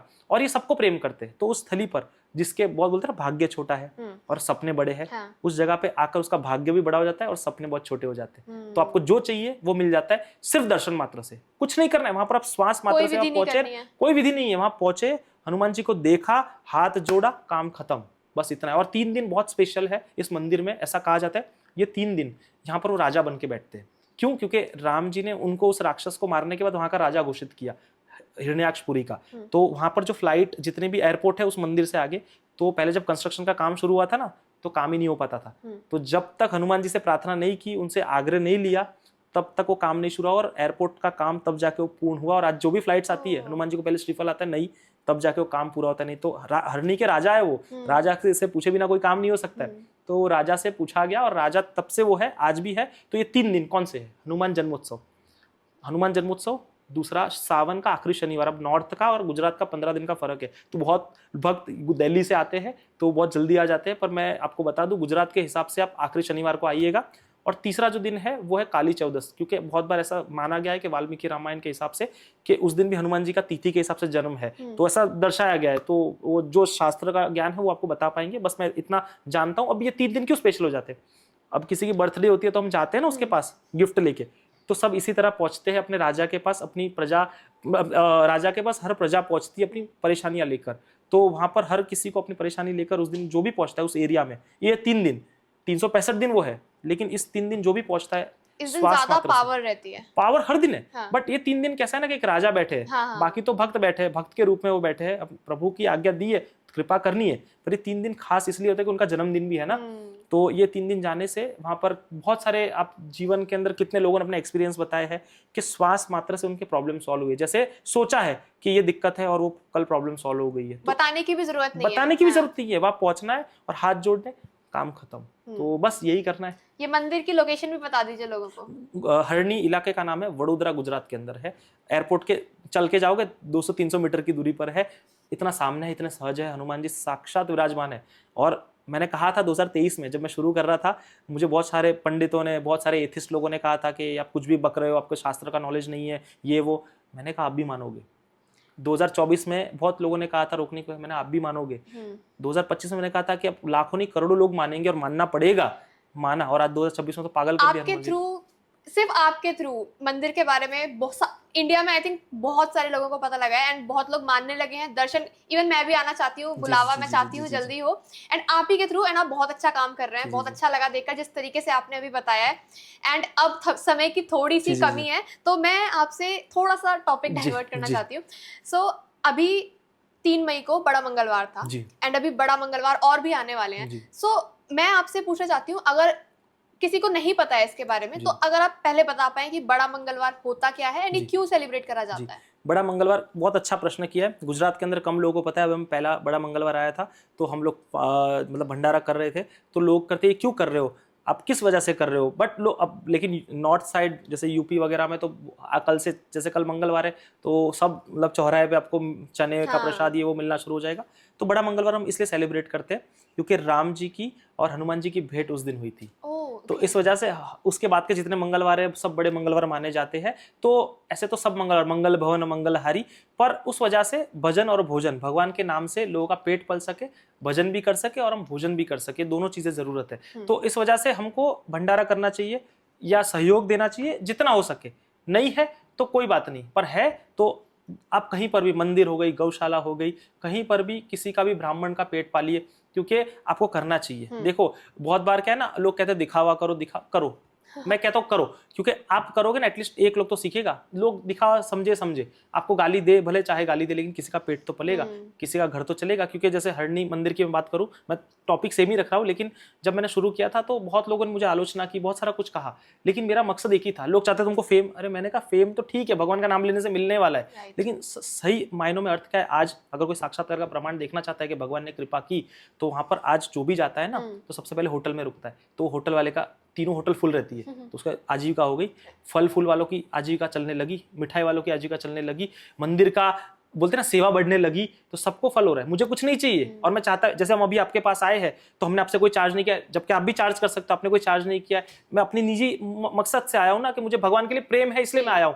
पर ये मैं इसलिए कह रहा हूँ, शायद आप नहीं जानते, बट बहुत आक्षेप मेरे ऊपर लगे हुए थे, क्योंकि बहुत लोग जेलसी के मारे। चार्ज करते हैं? मैं चार्ज का अर्थ है कि मैं ना मतलब पुजारियों ने मुझे खरीद लिया है, ये कर लिया। अरे भाई, मैं सब प्रेम से करता हूँ, लाखों रुपए हम ऐसे ही खर्चा करते हैं भगवान के प्रेम के लिए, ये बताने के लिए नहीं बात है। इस वजह से कि मेरा कोई स्वार्थ नहीं है, आप जाओ दर्शन करो और बस आओ, मेरे पास भी मत आओ, मैं तो ये कहता हूँ। पर हाँ, इसलिए मैंने बताया कि आप भजन कराओ, भोजन कराओ, ये इसी से भगवान खुश हो जाएंगे। तो जैसे अपने नीम करोली बाबा का आपने उदाहरण दिया था, तो ये करना जरूरी है। वैसे बड़े मंगलवार पर आमतौर पर क्या करना चाहिए लोगों को, क्योंकि अब आने वाले हैं 8 बड़ा मंगलवार है इस बार, सो लाइक आप बता पाए कि क्या करना चाहिए? ऐसे बहुत सारे प्रयोग हैं, लेकिन मैं प्रयोग ना छोड़कर 108 हनुमान चालीसा का नित्य पाठ करें मंगलवार को। और अगर कर सको तो प्रभु चरित्र सुनिवे को रसिया, रामचरितमानस का पाठ करोगे तो हनुमान जी अत्यंत खुश होंगे। आपको कुछ नहीं करना है, रामचरितमानस के अंदर सब कुछ है। जॉब नहीं मिल रही ना, तो आपको मैं 2 चौपाई दे देता हूँ, शायद 1 चौपाई उसके लिए, और जिनकी इच्छाएं पूरी होती है या कहीं पर ट्रैवल कर रहे हैं, अच्छे से सेफ जर्नी हो, तो ये 2 प्रयोग करने चाहिए। सबसे पहले जिनको जॉब नहीं लग रही है, जिसको डिजायर है कि मेरे जीवन की ये स्पेसिफिक जॉब मुझे मिले, तो विश्व भरण पोषण कर जो ही ताकर नाम भरतस होई, इसका 11 माला डेली जाप करिए, 40 दिन तक आपको जॉब ऑफर हो जाएगी। और दूसरा एक जाप है, आप कहीं भी ट्रैवल करते हो, आपके जीवन के अंदर सब कुछ चाहते हो, अच्छे से जर्नी सफल हो, तो आपको एक जाप करना है। ये दूसरी चौपाई है, कोई कहीं भी ट्रैवल करे, क्योंकि हादसे आजकल बहुत सारे हो रहे हैं, प्लेन, हेलीकॉप्टर, ये जो भी हो रहा है, तो क्रैशेस। तो प्रबसी नगर कीजिए सब काजा, हृदय राखे कौशलपुर राजा। तो ये जो भी बोल के घर से निकलेगा, आपकी मतलब जो भी बोलते हैं ना, यात्रा सफल होगी। बस इतना स्मूथ रहेगी अच्छे से। तो बस ये करना है। सो आपने जॉब वाला बताया है, ये आप विश फुलफिलमेंट का भी बताएंगे? काफी लोग बोलते हैं मुझे ये इच्छा पूरी करनी। हाँ, जो इच्छा करी हूँ मन माही, हरि प्रसाद कुछ दुर्लभ नहीं। तो इस चौपाई का स्मरण करें। सब रामचरितमानस की दिव्य सिद्ध चौपाई है। कितनी बार बोलना है? जितना कर सको। अच्छा, जितना कर सको, पर 11 माला मिनिमम करिए, इस आपको फल मिलेगा। ओके, ठीक है। अभी हम बड़ा मंगलवार की बात कर रहे थे, 2-3 और लास्ट में मैं पूछना चाहती हूँ, बड़ा मंगलवार जैसे आपने कहा गुजरात साइड इतना नहीं पता है, लेकिन आई थिंक लखनऊ साइड लोगों को बहुत इस बड़ा मंगलवार की महिमा के बारे में पता है। ऐसा लाइक क्यों है? लाइक साउथ की साइड ज्यादा लाइक नहीं पता है। तो हमको इसलिए, तो आप इन्फ्लुएंसर्स आप लोग हो ना, इस वजह से आप लोगों तक पहुंचाना है। तो इसी वजह से आपका काम बढ़ रहा है। तो मैंने कहा आपका काम बढ़ेगा तो आप लोगों तक पहुंचाइए, बस इसी तरह पहुंचाना है। जी जी। एंड आई थिंक अब ज्यादा पता लगने लगा है, क्योंकि अब सोशल मीडिया के थ्रू लोगों को पता, जैसे मैंने कुछ वीडियोस बनाई है बड़ा मंगलवार के ऊपर, तो अब पता लग रहा है। ऑल्सो भंडारे की क्या सिग्निफिकेंस है बड़ा मंगलवार में? मैंने कहा था कि भजन और भोजन, भूखे पेट भजन ना होए, तो बस भोजन कराओ, उसी से भगवान खुश हो जाते हैं। तो मैंने कहा भूखे पेट भजन भी नहीं होते, तो भजन देना भगवान का, अन्नपूर्णा का ही काम है। तो अन्नपूर्णा का काम आप पूरा कर रहे हो। स्वयं शिव जी हाथ फैला के माता के पास जा रहे हैं, अन्नपूर्णा के पास। तो हम किसी के जीवन में, किसी के प्लेट में हम खाना दे रहे हैं, भगवान की कृपा से, भगवान के नाम से किसी का पेट पाल रहे हैं, तो करना ही चाहिए, सिंपल तरीके से। लास्ट सवाल, मतलब मैं आपसे पूछना चाहती हूँ, यंगस्टर्स को बड़ा मंगलवार को किस तरीके से देखना चाहिए? आपको मैं ये चाहता हूँ कि भक्ति के रूप में, शक्ति के रूप में, एक भक्त और भगवान के मिलन के रूप में, जैसे राम जी और हनुमान जी का मिलन हुआ है, तो उसके रूप में आपको देखना चाहिए। तो बस इतना सिंप्लीफाई करो, इतने सिंपल तरीके। बहुत अच्छे से सिंप्लीफाई करा है। आई थिंक यंगस्टर्स को ज्यादा इंफॉर्मेशन समझ भी नहीं आती है, छोटा कॉम्पैक्ट में ही समझ आता है। सो आज का पॉडकास्ट इतना ही है। एंड बेसिकली हमारे पास और भी क्वेश्चंस थे, लेकिन हमें टाइम की कमी है, तो कोई बात नहीं, हम नेक्स्ट पॉडकास्ट करेंगे तब हम और महिमा के बारे में बात करेंगे।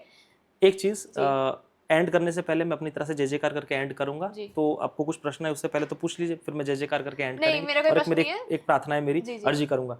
तो हाँ, मेरी सबसे ये प्रार्थना है कि हम अब जय जयकार करेंगे, पर उससे पहले कि ये जितने भी देखने वाले वीडियो, जो भी वीडियो देखेंगे, ये इसको लाइक करे, शेयर करे, सब्सक्राइब करे, और वडोदरा के लोग इसको फैला दे, ताकि इसकी महिमा लोगों तक पहुंचे, भीड़ भंजन हनुमान जी की। और मेरे साथ सब जय जयकार में जुड़े, बस मेरे साथ सब जुड़िएगा। सियावर रामचंद्र की जय, पवन सुत हनुमान की जय, उमापति महादेव की जय, बोलो रे भाई सब संतन की जय। जय श्री राम, जय श्री भीड़भंजन हनुमान जी महाराज की जय। जय हो मेरे गुरुदेव की, जय हो मेरे कुल देवी देवता की, जय जय श्री राम।